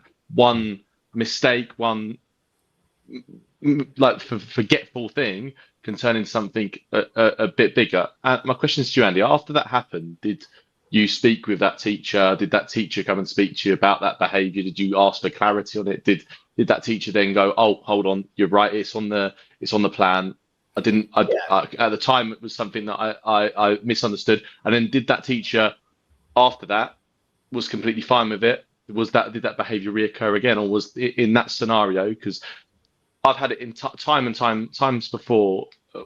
When you first start off of teaching, you've got loads of different plans, loads of EHCPs that you've read. You have to do you have to know your students like they're the back of your hands. It's but for example, if I've got a 5-period day, that's 150 plus students, and let's say 30% of them have got plans that I need to know certain strategies on. I need to know certain, etc. Which is the hardest part. One of the hardest parts about the job is to get it right for those kids. But my question is that what did that teacher talk to you? Did that teacher give you that communication, speak to you about it? Yeah, so there was a little bit more complication to it, and the fact that it went a little bit further than that, and the fact that the rest of the classroom got evacuated, or they removed all the other pupils from the room. 3 adults then kind of entered to try and de-escalate her, and a comment was then made that was verified and checked. You need to learn to grow up. So she's got an executive functioning age significantly lower than the chronological age. So that's the equivalent of telling somebody in a wheelchair, you just need to get off your arse. So we addressed that because I recognise that being potentially not in line with equality and inclusion and stuff like that. We went into that school on a number of occasions and we approached it very much. We completely understand that you're not wanting to do this wrong. We want to work with you and see how we can support. And this is where, coming back to, I was going to jump in earlier, that I agreed with something that you said earlier, Ollie, really importantly, that parents do have a responsibility in this. And it isn't just on the teachers. And it maybe is a case of we went in and there's, you know, I see the very best and the worst. I've seen good schools. I've seen bad schools. I've, you know, been advocates for foster parents who've been dealing with amazing schools, and sometimes it's the foster carers and families that are the problem. And I've also come across where actually the school's a problem, and it's a breakdown in communication from both parties. So I agreed that with what you said, that parents do have a responsibility. Well, you also agreed, Andy, and again, I don't want to spend ages on this, but you did say that you agreed that she shouldn't have answered back to the teacher, which she, you know, be a bit rude and disrespectful. I agreed answering. I think all of what led up to that was actually she was asserting herself. I understand why. Well, that's your interpretation. I'm sure in the classroom it may have come across as rude. We weren't there. I completely understand why the teacher maybe felt undermined or stuff like that, and felt he needed to manage that situation, that moment, that way. Sometimes adults make mistakes, just like students do. And so sometimes they, you know, to reflect and go, what could I do differently next time? We went in and we offered, so she has fetal alcohol spectrum disorder, which is a specific condition, which does mean they don't learn typically. And I know that's an anomaly. I know it's potentially perceived as rare. So they don't learn from cause and effect thinking, for instance, or cause and effect punishment. It doesn't work. I've supported a lot of individuals with FASD, and it doesn't work in that way. They don't learn like you think they should learn. We offered free training. We said, we'll come in. You know, I've been training FASD for a significant period of time, and the school turned me down. So this is what I'm saying, like sometimes when coming back to Marie, like the CPD, they weren't interested in the prevention. They weren't interested in what we can do to prevent it from happening. And I know that's a school, and I'm not tarnishing all schools with that brush, because some are absolutely fantastic and desperately want to do the best by the students, but some just put up a barrier and go, no, we just want the solution, and we don't want to do the understanding bit. And that was a shame on that circumstance. I generally did try to correct, rebuild, and we tried to work with, but that didn't happen on that occasion. I mean, yeah, I can only spit on this again. Probably go on, Marie. Did you want to say something? No, I was just going to say that this is why I constantly talk about. Yeah, we're talking about obviously the students, parents. This is why everyone is as important as everyone else. Teachers' nervous systems are under so much stress, like this was mentioned earlier, and this is why I constantly talk about CPD and the power of it and all the rest, and I constantly link it to science, so it doesn't just seem airy and fairy. And, you know, even, you know, it's kind of, yeah, sure, I talk about relationships. I'm going to keep saying it. I talk about them in equal measure as the boundaries, expectations and routines. I just want to really emphasize that, because it can be so misunderstood. So when you think about teachers' nervous systems, for example, to me, they're hearing that story, and I'm not condoning any behaviour from the child, from your child, or from the adult. I'm just stating a fact, kind of just like an observation. That teacher was already shot, like we all know, there's a lot of stress and all of the rest of it. And this is why, when we're having conversations like this, we've got to obviously think about the bigger picture. This is why I talk about CPT. This is what CPD. Like, my nervous system's been shot before. I've been, you know, short with a child or whatever, but I've also known how to repair it afterwards because I have that understanding. And so, and also when we think about things like, you know, thank you for explaining, you know, the different conditions and the impact, because, you know, there's so many professionals who don't understand that. There's so many professionals who literally don't understand that trauma, for example, literally changes the shape of the brain. Like, you can put it on a scan and you can see it, and that has an impact on how they learn, but you can't see it externally on that child or young person. So I think this is why this is such a useful conversation, but of course it's also really complex. But you know, I'm going to say it and I'll keep saying it. It's just it's a balance of all of these factors. And I think when you said earlier as well, Tom, about, you know, sometimes children just want to have a laugh. Yeah, sure, they do. You're absolutely right. Some children just want to have a laugh, and some children are so dysregulated they don't know how to regulate themselves. Well, I don't know if they're dysregulated. I just think sometimes they're taking the mickey. That's what I said. Yeah, some children are. Yeah, some children are taking the mickey. But the difference between, for me, to maybe another practitioner may say, oh, they're just taking the mickey. What I will say, and there's no right or wrong, just different. I will say they're taking the mickey. I wonder why they're taking the mickey. It's just how my brain works. And it's worked for me because that's just the way I work, and it's worked for me. So I continue doing that. Whereas another way may not. But yeah, some are taking the mickey. Yeah. Yeah, but I don't think there's many teachers. The way you present it though is that, you know, teachers aren't asking that question. I think the vast majority of teachers wonder why a student is behaving the way they are. I don't think anybody doesn't ask that. I don't think there's very many that don't. A lot of the time it is obvious. I think what I would say to that, just briefly, is that yes, I do think there were, but because we're all, obviously we do all different jobs, we're all in different positions, we've got different experience and so on and so forth. So in my current position, because I work around the country and speak to so many schools, etc., in this position, I see a lot more teachers now who actually don't understand what's going on. They've got such good intention, they want the best for their children, but like Maria, honestly, the truth is I have no idea what's going on with this child. And then obviously I see some who do. But when I wasn't in this position, I had a different perspective. So I think it's kind of, there's both. I don't think it's more one. When you visit a school for a day, how do you judge the teachers who know and the teachers who don't? Well, first of all, I don't often visit for just a day. But also, secondly, I've got like 20 plus years of experience. And so I bring it all together. So I've got a way of conversations, a way of questioning, things that I do before, things that I do after, things that I observe. And there's a whole range of things, again, like I talked about earlier, to see a bigger picture rather than an isolated moment. So it's a lovely thing as well. You do get a lot of colleagues. I've had it, you know, from two schools I've been working with recently, you know, saying, I've never thought about it that way. I've never thought about it that way, which I think is a beautiful thing to say.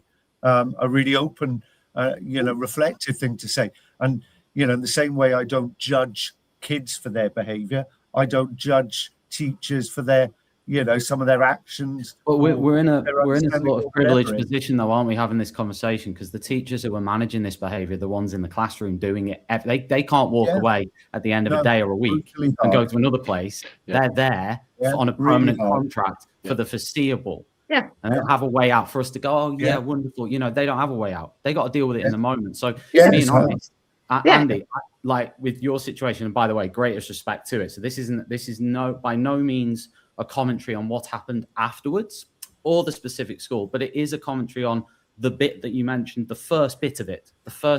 Now, if there was a policy written in there about pre-warnings or a pre-warning, fair enough, the teacher should have followed that. But I just want to point out, it is so difficult for a teacher to keep track and to keep tabs on everything that they're supposed to do and know. And in the moment when a class is being disruptive, your head goes, right? And these are teachers who are experienced teachers, not after a year. This is teachers who've done 10 or 20 years. Doesn't matter. I'll tell you one thing. I'll tell you this. If you put all 6 of us into Athena now for 2 weeks, and they got rid of Athena and it became a whatever, went to another truck. You put all 3 of us into a 1,200 comprehensive in the southwest of this country, right, as classroom teachers.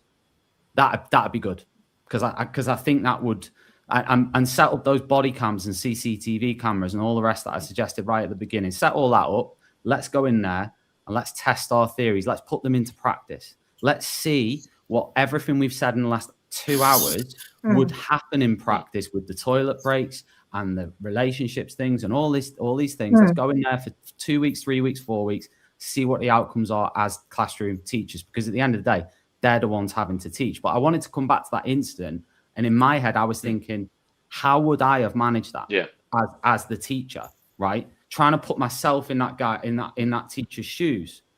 So let's say, for example, Ollie, I'll let you come in a sec. Let's say, for example, I had made a mistake that one time and I'd forgotten that written into this document is that the child should get a pre-warning. Okay.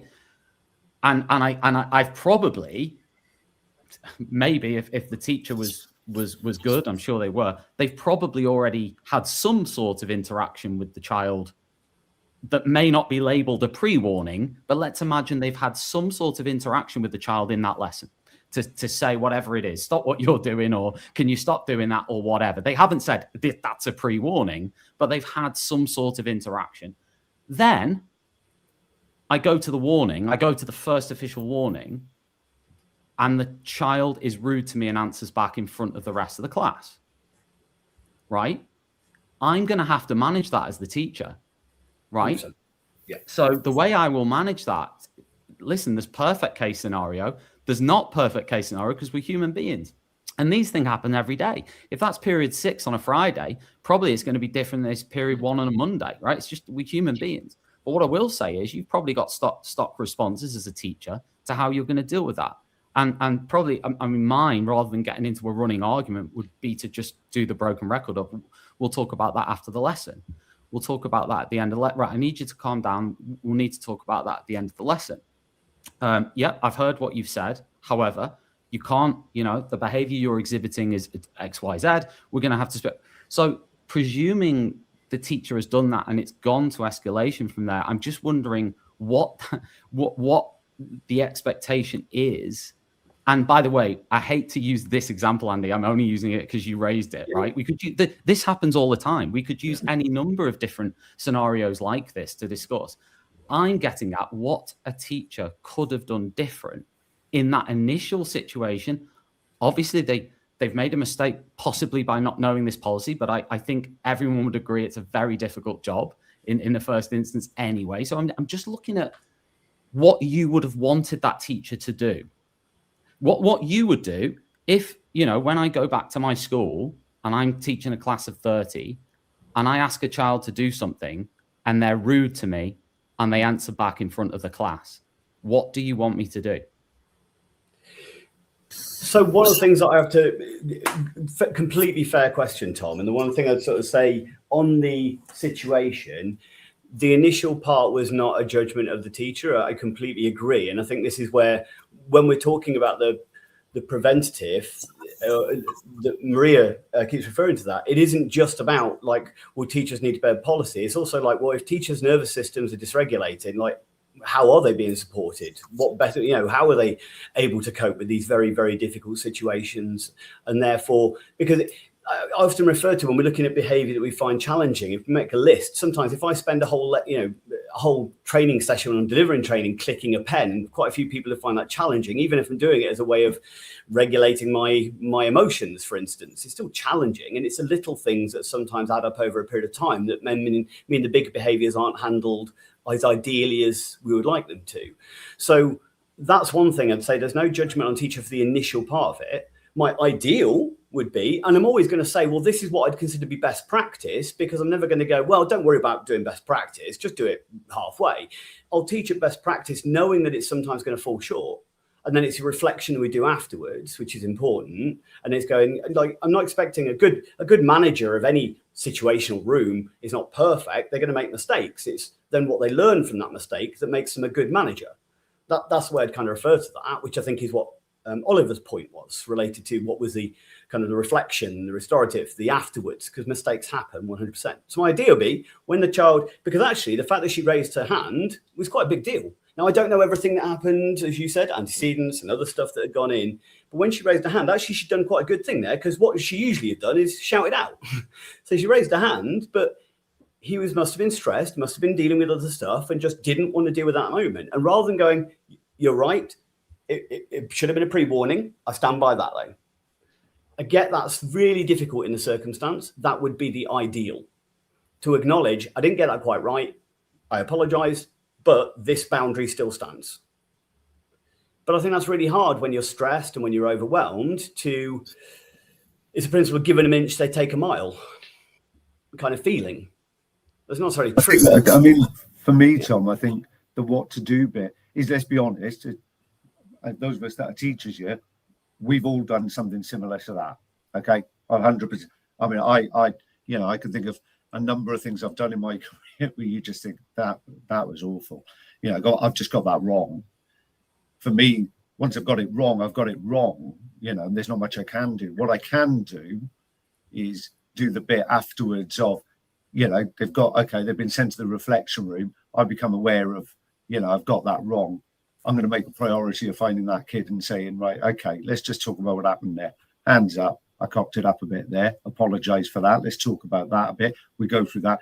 And the best I can do is to not do it again. I can't undo what I've done, but what I can do is model to children. How many mistakes do you think a teacher makes per day? Because I make quite a lot.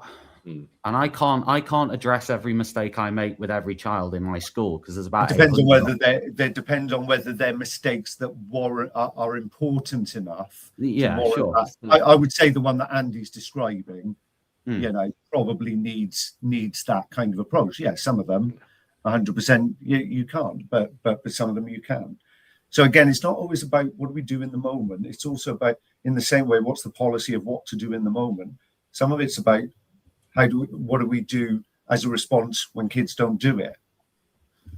Sure. Okay. Well, I think go on, Ollie. I think it just shows how complicated the knowledge that you need to know about each individual student is now. I think I'm someone with ADHD, but I don't know every single sub dialect of ADHD. I couldn't hold my hand on heart as a teacher and say I know every single different part of SEM, whether that be like the extent of ODD, the extent of this part of ADHD, this part of autism, and you'd drive yourself mad if you did. I think it's so you're always. I think the best teachers in the country are the teachers that have the best interest of the child at first, and I think it's very hard for a teacher to sort of change that situation in the moment. If you've made that mistake, you might have realised midway through that you've made that mistake, but you can't change it now because obviously the rest of the class is reacting as well. So you've made that mistake, you've made that error. Of course, you can go back and reflect it, but obviously you want to still give. There might be 40 minutes of the lesson. You still want to give the full part of the lesson. I just think it's so hard for teachers to. I don't think this is a training issue. I just think there's so much. There's too much of which a teacher needs to understand to get it right all the time. And as we say, we're human. We're going to make mistakes, and you're going to fail students. I think one of the most damning conversations I've ever had with another teacher in this job, wanting me not to do it, was a primary school teacher, and she was like, "I don't get how you do it as a secondary school teacher. I feel like I'd be failing them all the time. I just about know the children that I have in my primary school class that I keep teach all day. If I was in your shoes, I'd feel like I'm failing a kid all the time." And that primary school teacher said, I know all the strategies, I know them all, but there's still more to it. There's still more stuff that I need to know about those individuals. If you're changing hourly, different teachers, different students, different relationships, it is an absolutely tricky conundrum to figure out as a teacher. And I just think it's really hard. And I think the knowledge and so I don't know where you get it from. Yeah, sorry, Ollie. So Andy and Marie and Keith and Andrew, any of you chip in. I guess the original question was to Andy, but look, thinking of the policy then, detaching from that one experience for a moment and just thinking about the policy. We said about Athena having the 2 strikes policy. So I suppose it's back to my original question of, would you change, and the reflection policy of going to the reflection room, 2 lessons and a break, and then back into lessons. Would you change that policy, and how would you change it, Andy? If you could. Sorry, I kind of felt like I answered it. I don't think that's necessarily an inappropriate or incorrect policy. Okay. I think it's how we then manage. Again, it's as Maria said, and I said it earlier, then it's in the whole context of what else is going on, what's the reflection process, what's happening in the reflection room, how are teachers regulating, how is it communicated? And again, as Oliver said there, sometimes a teacher's going to say it out of anger, sometimes, look, you understand the consequences, and there's ideal ways of instigating a consequence and there's bad ways of instigating a consequence. So again, I think it's quite nuanced. But so you potentially leave it how it is.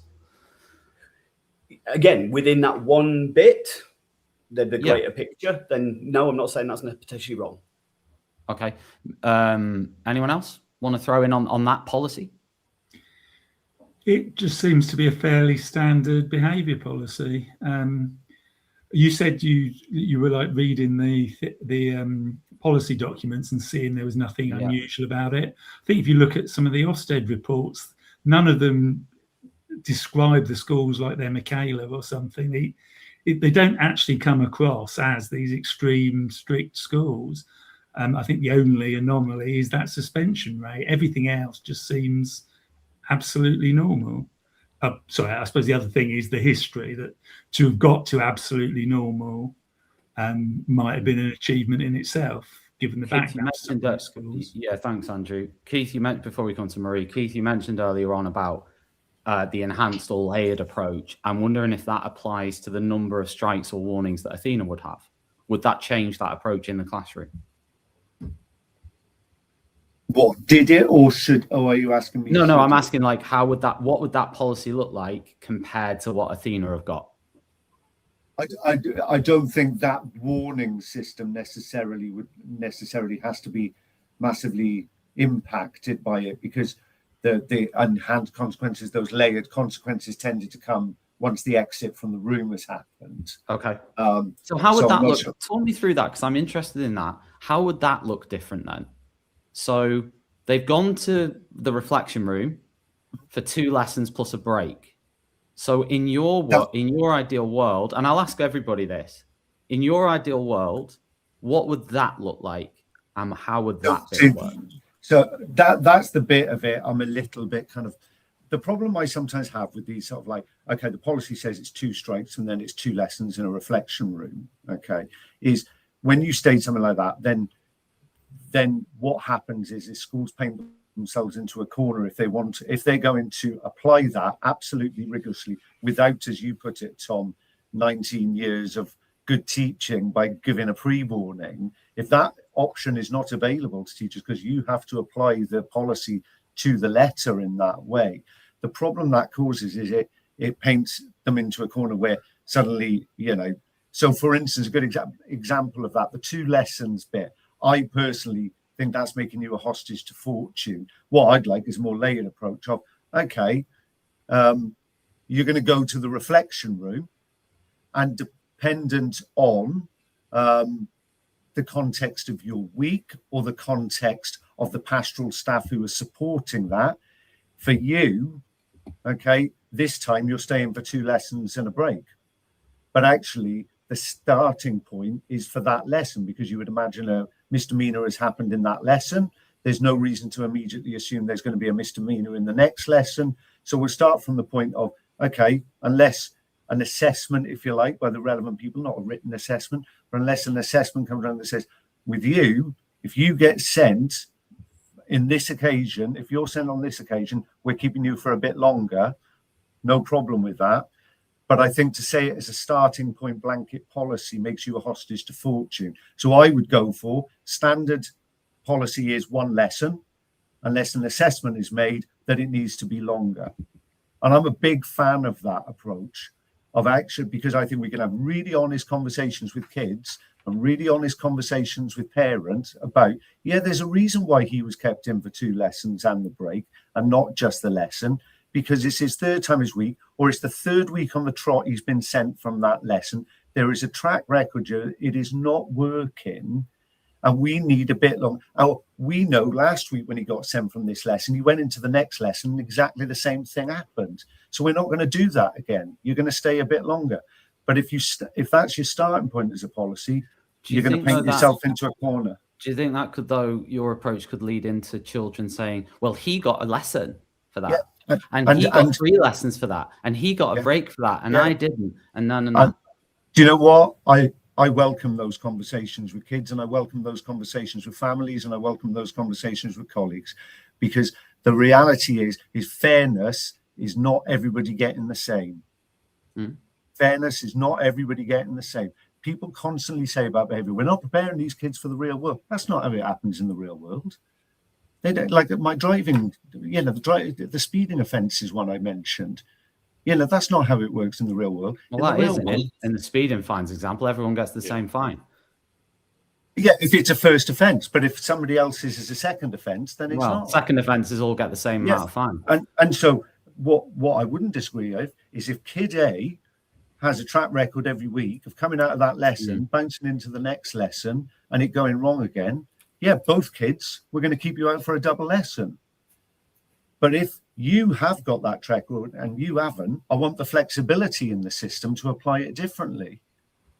And so that's the bit of it I'd be a bit more uncomfortable. I'm always about, it's not about lack of clarity, it's about flexibility so that we can really have an approach which is, you know, if you want to use that kind of language, which I don't, but, you know, I'll use that, you know, so that the time really does fit the crime. You know, that's Keith, what would you say should happen then? Because we've talked a lot about these reflection periods, and I think everybody, maybe barring Ollie and Andrew, have said about sort of, and I don't know about Marie, actually, I don't know if you chipped in on that bit, but certainly Keith and Andy have said about the reflection rooms and what happens in them.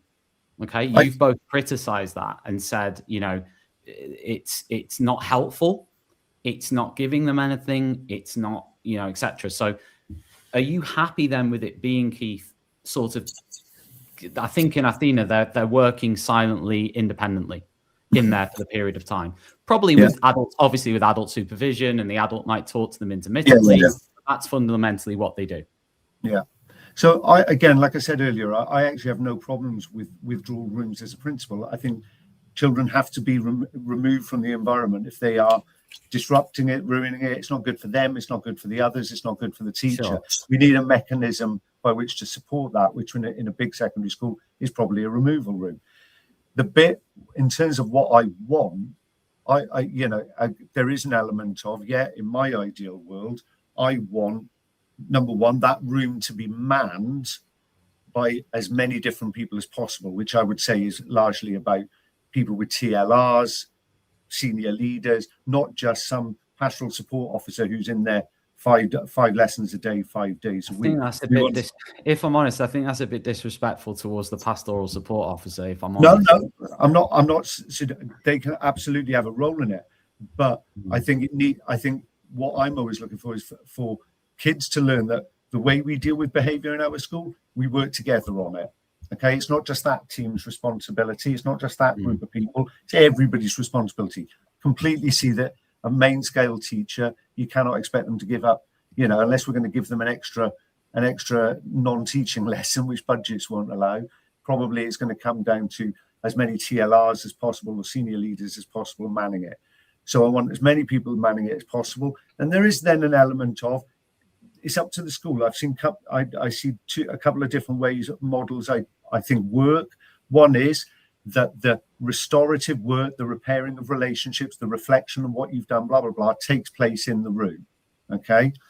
The problem I tend to have with that is that the person that it's normally gone wrong with, i.e. the teacher, can't be part of that process because they're over there teaching. So they can't be part of it. So actually the other model is, okay, you're going to stay in here for this lesson, but we need to build into the detention system, for instance, or the consequence system, some sort of involvement for the teacher to take some sort of ownership of it, which I know is a whole conversation in itself and the practical and logistical difficulties of doing it. But if the model is, as it is in a lot of schools that I see, you sit in there, you might do some silent work, you might do some of this, you might do some of that. There's no real kind of restoration or reparation of what's gone on and true reflection of it. They just go back and the same thing happens. Or, as we all know, kids think, I'd rather be in here than be in maths, so I'm now going to manipulate it every week for me and my mates to get kicked out at the same time and all meet in the withdrawal. I mean, I've never worked in a school or seen a school where a conversation doesn't take place between an adult/teacher, between the child getting removed from a classroom and the end of a reflection or isolation period. I've never worked in a school where a conversation with somebody doesn't happen that allows for some form of reflection and some form of what's happened, why has it happened, etc. I've not seen that ever. I've not seen a scenario where a child is removed from the room, doesn't have any interaction at all with another adult. It goes to the removal or isolation room, sits in there for a period of time with zero interaction, and then is put back into lessons with zero interaction. Is the interaction is the interaction always with the adult with whom the incident has occurred? Not necessarily, but I'm just talking about a general. You mentioned an opportunity for reflection, so I'm just saying like that opportunity for me. I haven't come across that not existing. No, I think the one thing I would caveat, on that, Keith, is restorative conversations are absolutely brilliant. I think how my school operates is the teacher has to go down to the sanction and just have a quick 5-minute chat, if they can do, to just discuss their behaviours to try and repair that relationship. I think the time when that can't happen, though, and I've got to say, where there's serious situation when it's been something said to the teacher, for example, that might not be able to happen on the day. You know, absolutely. There might be situations where and that can't be feasible in that situation. That student might not just only be dysregulated, but might have anger and might have intimidation towards any member of staff, not just the staff they've just spoken to. I've been in situations when that's the case, and that's the only time when I think, right, that's why we need that room there, and it is manned by different members of staff who have got TLRs. But sometimes you see the same sort of issues occur with certain issues, and there's support in place for anger management, etc., like that, to try and be preventative. But it still doesn't operate and work that way. So my question would be for you, Keith, is how obviously you want to have that restorative conversation, that reflection as quick as possible, but in certain circumstances you can't.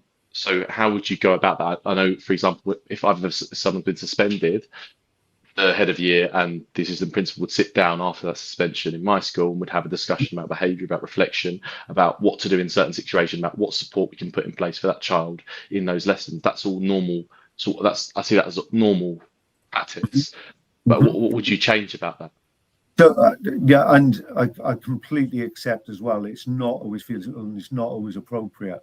And actually, sometimes I actually feel that what we need to build in is just a part of the policy, if you like, is the expectation that, particularly if it's wherever possible, we should make every endeavour before they come back into your classroom that there should be some sort of restorative conversation. Now that might mean the following morning or on readmission, we're going to cover your tutorial.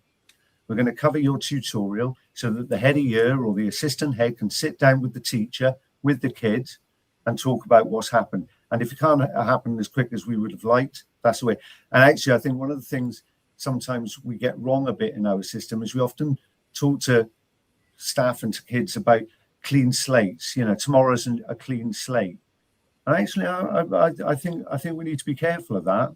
If we have not really restored things a bit, or tried to rebuild things a bit, or talked about it, or given people the opportunity to hold the children to account for it, then actually tomorrow is better than not at all. So yeah, we have to be creative about it. It might mean tutorial the following day, or it might mean some.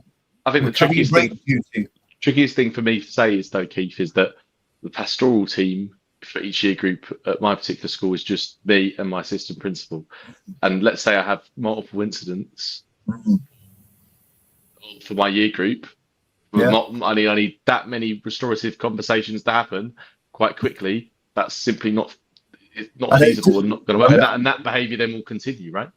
Yeah. So my feeling about that is, again, that's about broadening the net. Well, actually, this happened in French, and I know these are quite radical ideas in some schools. Why don't we get the head of MFL to sit in and facilitate that conversation? Absolutely, I think there's a role for senior leaders. I think senior leaders should be. That's their time you're talking about. They've got to plan lessons. Yeah, They've got absolutely. I agree, but it's Anyway, if you've got time, you could do it. I wanted to ask you, because we've sort of flipped onto that. I wanted to ask you any comment on all this, because we've basically spent 15 minutes there on the 2 strikes, the reflection, 2 lessons, and break. Okay, that's what we've basically covered there. and then I'll come to Andrew. Any comments on that, Marie, on that system? Are you happy with that? Is because that was highlighted in this Panorama programme as a part of the problem. I mean, the thing is, you can go round and round in circles, and you have to obviously have discussions on these things. They're very important. But the bottom line is reflection room, no reflection room, 2 strikes, not 2 strikes. The bottom line is, what do you want the outcome to be? What do we want for these children and young people? And then reviewing, is that impactful? So is what we're doing firefighting, or is it preventative?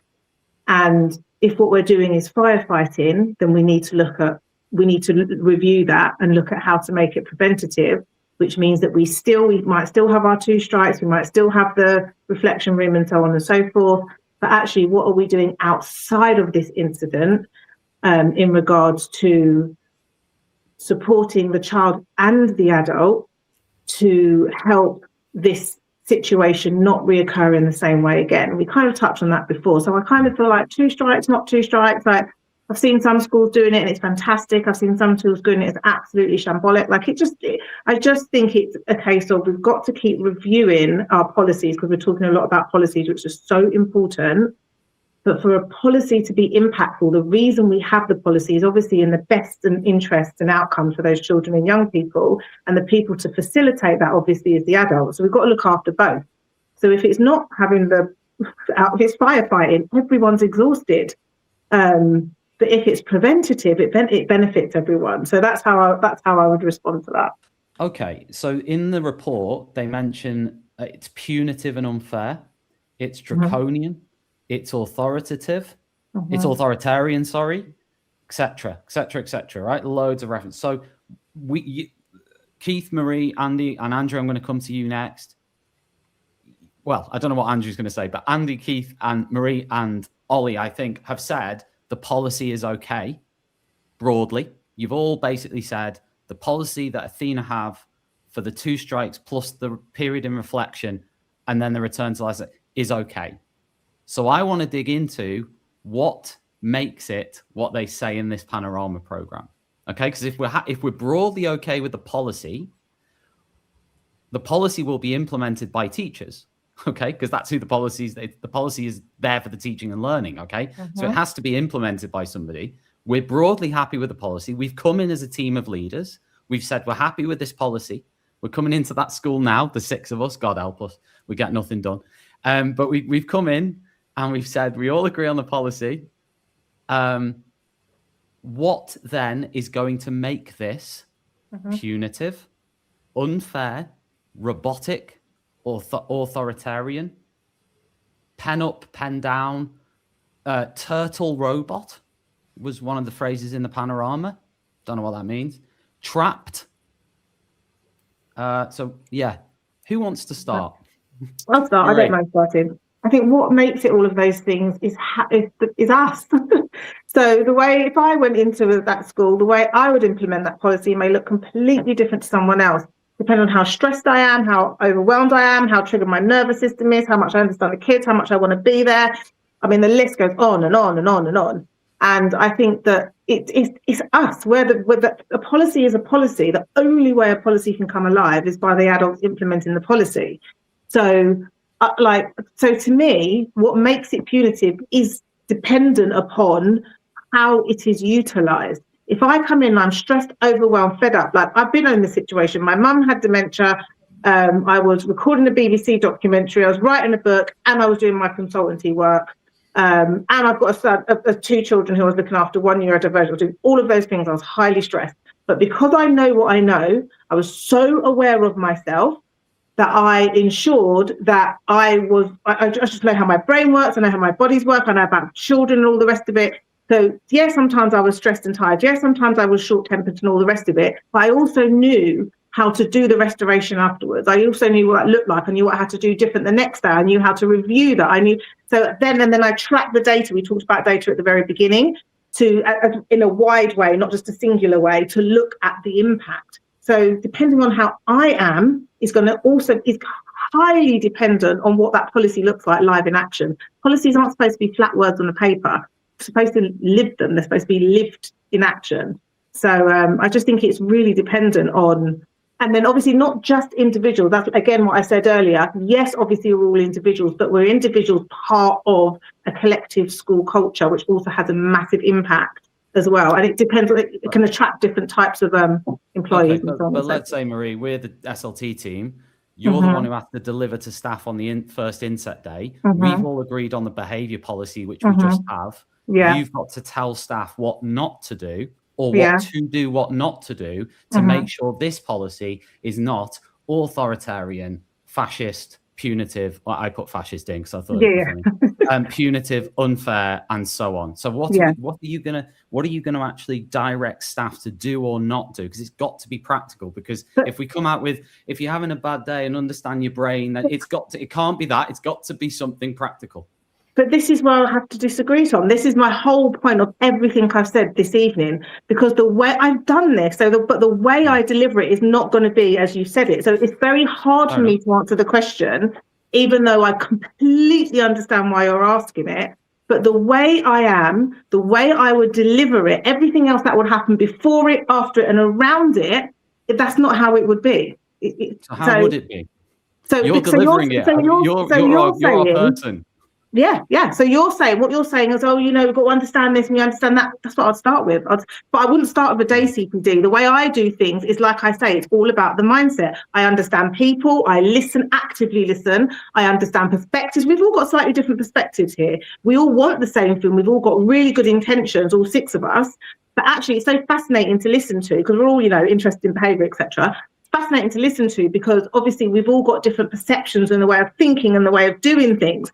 So actually, it's so difficult I can't answer it in the way that you'd answer it or someone else would answer it, and so on and so forth, because the way I would deliver it would be, and I'm not saying I'm right or someone else is wrong, but it would come from a completely different stance, and the whole thing would feel and look different.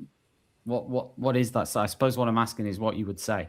Because I get it's your style, I understand. Yeah, I'm asking what that style is. I'm asking what. But it's not a one-liner. It's not a one-line, and suddenly the policies come alive. It's way more than that. So before I've done this before. Before I even introduce a new policy, I do all the background work first. I get everyone to understand. I don't do it individually either. So before the policy even comes, the words even come onto that paper, I've already done staff voice, pupil voice, parent-carer voice, understood my school, trained the staff. They've understood why we've got a policy, what's in the policy, why it's there, where it comes from, the science, the research behind it, the impact of it, the difference. All of that all comes before we even talk about the policy. And then what happens is, when all of that's there, then when we talk about the policy, we don't all have to agree. We've all got different stances and opinions and so on and so forth. But the way that policy comes alive now is going to be entirely different. Okay. Can I just jump in? Yeah, go on. Go on, Andy. Something to what Marie said there. I think let's say that I had a policy written down on paper that if a student acts out in a lesson, then they lose their break time. As an example, just as a hypothetical kind of scenario, for instance. It's not very precise. No, it's not very precise, exactly that. So we might say, so if a student acts in a way that is antisocial, he gets, let's say, 2 warnings, and then they get sent out of the room, or however you want to do it, but they then lose. Well, our policy is 2 strikes. We've settled on that. Our policy is first warning and then remove. Just a hypothetical scenario of a policy that states this. There's still 2 different ways, and I think it's referring to what Marie's saying there, which is there's 2 different ways it can be delivered. One is, look, you understand that due to behaviour, it's not appropriate if you're going out in break, it's not safe, and we're going to be instigating this consequence. Or, right, that's it, you're losing your break now. And so therefore the words on the paper, exactly as Marie says, are a little bit irrelevant. Now, I think this is, and I think what you're talking about here, Tom, is massively important, that you've got this school where people have taken just the words on the paper or certain anecdotal stories and demonized an entire school or policy about it. Now, there may be information, again, I haven't seen the Panorama program. I read the article quickly earlier on when you sent it over. So I don't know all the nuances of the stuff, but this is one of the challenges, is that a policy is that living document. We can put the policy down going, this is the consequence for this particular behavior, or this is a potential behavioral pathway. But the way that is delivered is very difficult to write down in black and white. That would then be down to Andy, and let's say Marie's delivered her how this would be communicated. This is how Marie's delivered her part of the inset. We're now on to you. We've got all the staff there. Okay. And some of them are going, yeah, we've got it. We know what Marie wants. We're now on to Mr. Baker. Mr. Baker's coming to tell us how we can avoid being robotic, punitive, unfair, trapped, dystopian and cruel. So it says from, I don't know the full amount of the story, but then it'd be how that policy, whatever that policy is, we've all kind of agreed that there is elements of that two-strike rule that we feel is okay, or there may be some bits we're going, well, I'd want to know more about what happens in a reflective room. So then it'd be a case of how we supporting staff or trying to promote how that is then managed, communicated and instigated. Yeah, I mean, for me, I think we're underestimating a little bit. What you've said, Andy, is absolutely fair game. But again, I think we're underestimating the most fundamental basic training teachers get at the start of their teacher training, which is about assertive techniques, how to manage situations. They will already, most of them, all of them will already know, how to do it. Now, there may be bad days in there. There may be bad days and there may be mistakes, but all of them will know this is the best practice of how to do it. So yeah, there's ways of, again, the knowing it and doing it, as you rightly said, Tom, are two very different things. And I think when you're looking at the nervous system of the teacher, all the best rules in the world can disappear out the window. All of the training they had before disappear out the window. And this isn't to blame the teachers for not being able to regulate their emotions in that moment.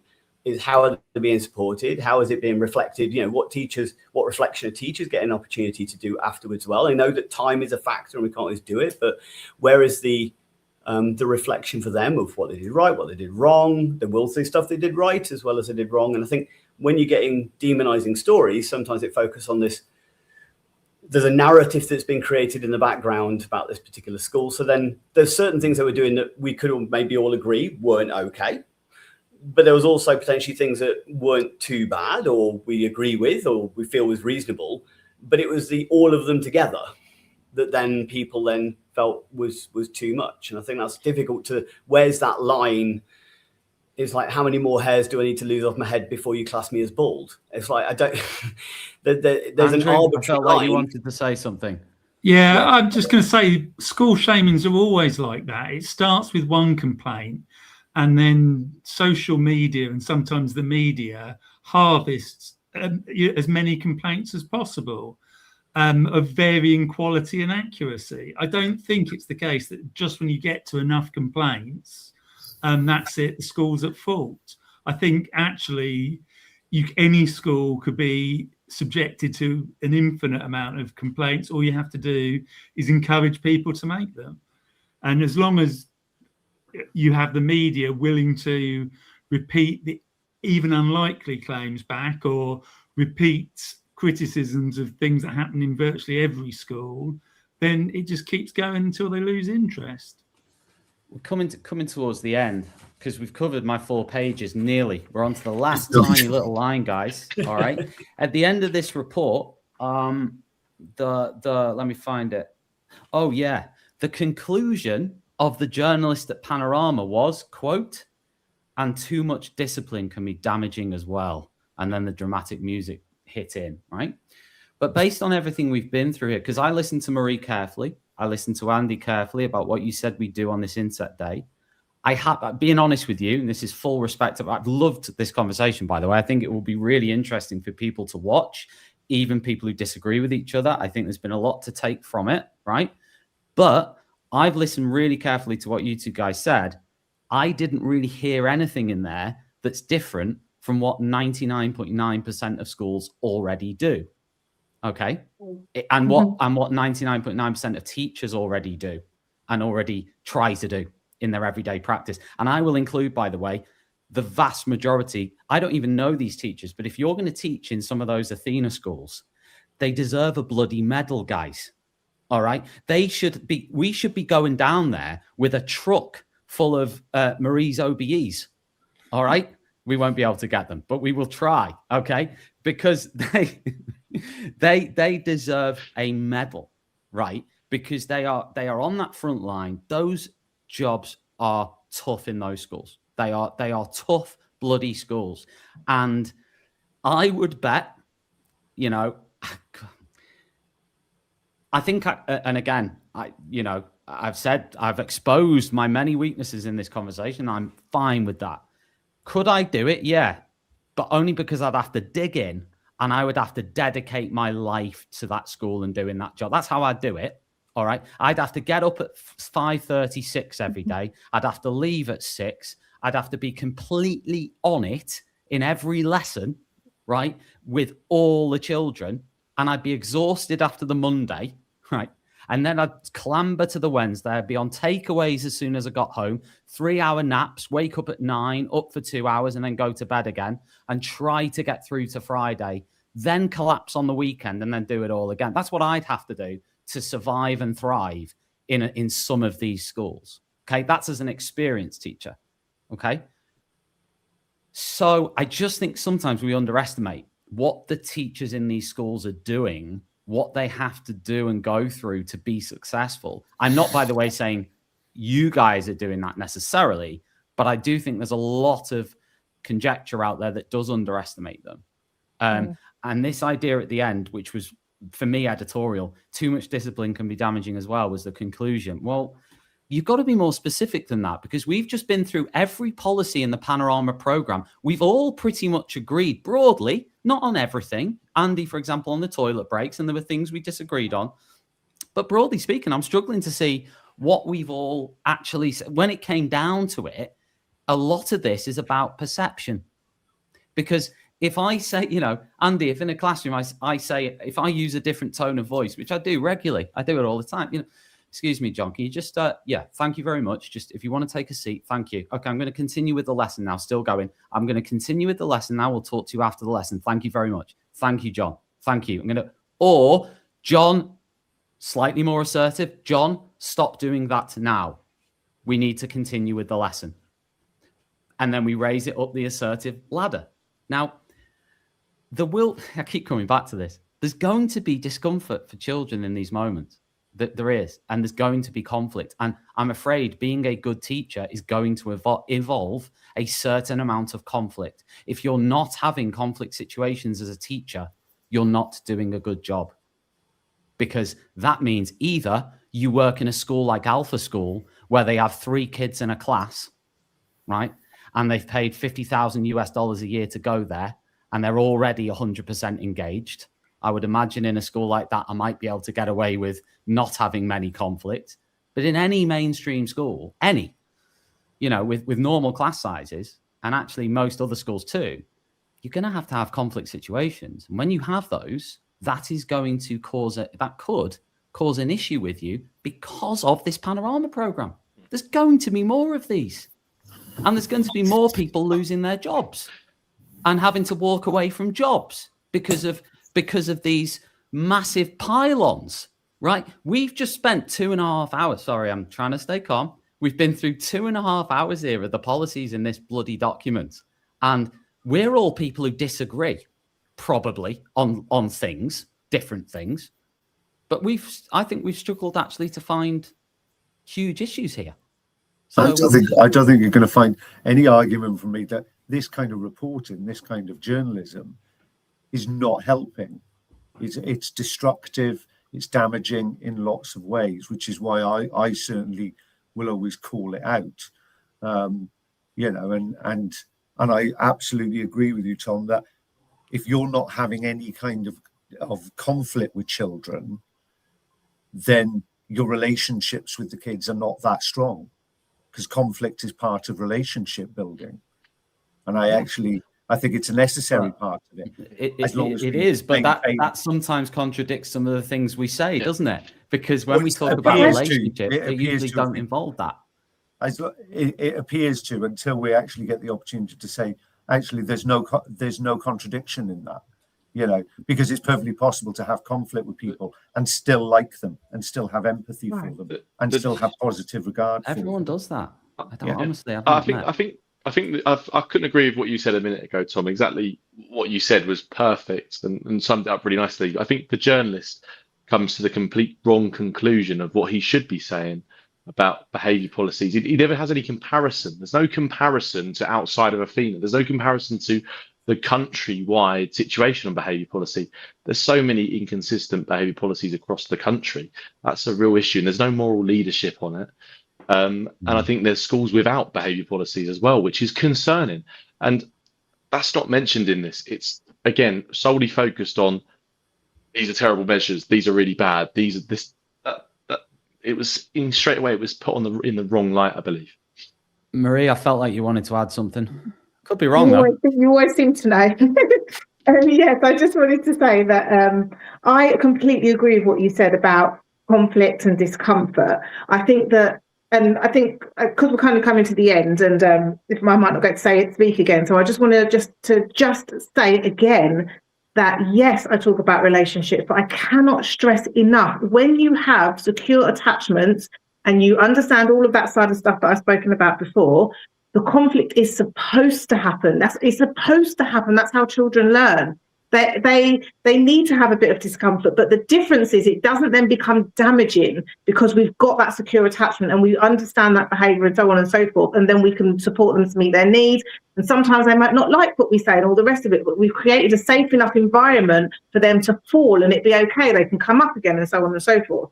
So I just want to say that this isn't about hairy fairy, like, oh, around, we're smiling and no one's ever, uncomfortable. That's not what it's about, but it's about emotional safety just as well as anything else when we're thinking about safeguarding and things. And then in regards to what you said earlier, it was such an interesting point when you talked about you feel that all schools are kind of doing this already in everything we've said.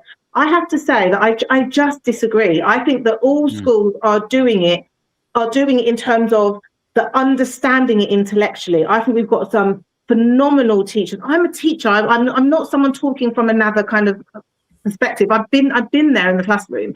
So I think teachers got this intelligent and all the rest of it. That's not the issue. The issue, I believe, is the gap between the intellectual understanding and the practical application. Often there's a gap there, and that's where these conversations often fall in between, in my opinion.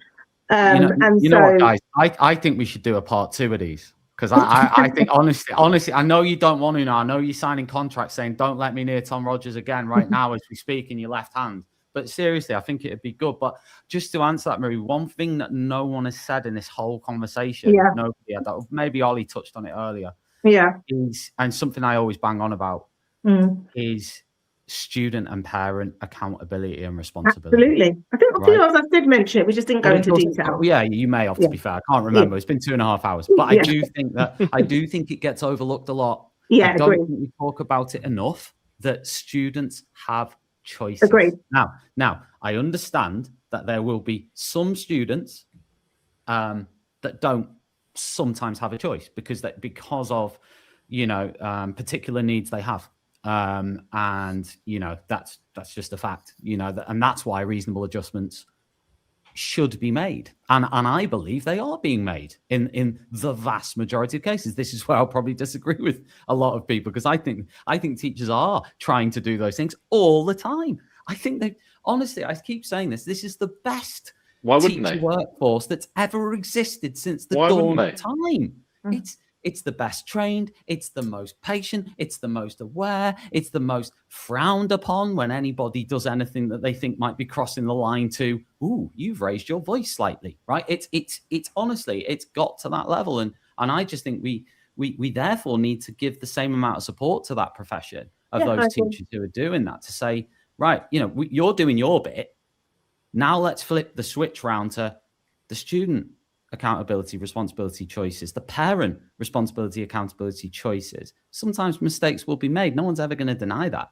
Mistakes are going to be made. I've made mistakes. Ollie's made mistakes. I could tell you at least 3 that have just come into my head when it comes to behaviour where I've made a mistake. One, I did go and apologise actually to a student. I sat her down before a parents' evening and said, I shouldn't have said that. Sorry about that. That was it. I remember doing it. There's nothing wrong with that. People make mistakes, but we've also got to look at it and go, listen, the quality of the teachers out there right now is outstanding. It's literally the best. It's not Mr. What's his name? Grantley Budgeon, in Waterloo Road, sat there with his feet up on the desk and the racing times, while the kids. But some people think it is like that still because they were brought up like that in the 70s and 80s. You know, it's like, no, things have moved on, mate. You know, things are very different now. So that's where I think the balance, sometimes we just get it wrong in terms of that. But listen, I think it's been interesting. I don't know if we've reached a conclusion. I'll let our viewers and listeners draw their own conclusions on Athena and Panorama. Give it a watch. Please give this a like and a share. I shouldn't also forget to mention our amazing sponsors, Hachette Learning, who have helped us to bring you this wonderful show this evening. Thank you, Hachette Learning. TTR will be back again Wednesday and Thursday night with more stuff. We've got Thursday night points of view on Thursday, so do keep staying tuned to what we do here. And a massive thanks to Keith, to Ollie, Andy, Andrew, and Marie for giving up their evening to have this important conversation. If you've watched it, of course, do get in touch and let us know what you think. All right, give us, you know, and of course, follow everybody on the panel on LinkedIn, for example, or X, or wherever you know you've got accounts. You know, give people a follow and share what you think of it all. And we've had so many comments. I haven't had a chance to get to hardly any of them. All right, we've had 700 or more viewers and listeners just during the live, and we've had like literally a lot of comments that and I'm really sorry, everyone, that we didn't get onto many of them, but we can maybe have a look at them afterwards. So thank you very much, everybody. And guys, you can stick around, by the way, for the after show chat. That's where we take the mickey out of Ollie for a bit, only for a minute before you all go. Have a lovely evening and take care. Good night. Outstanding, a world-class vision, a world-class this. I'm a real leadership geek, honestly. I've spent my whole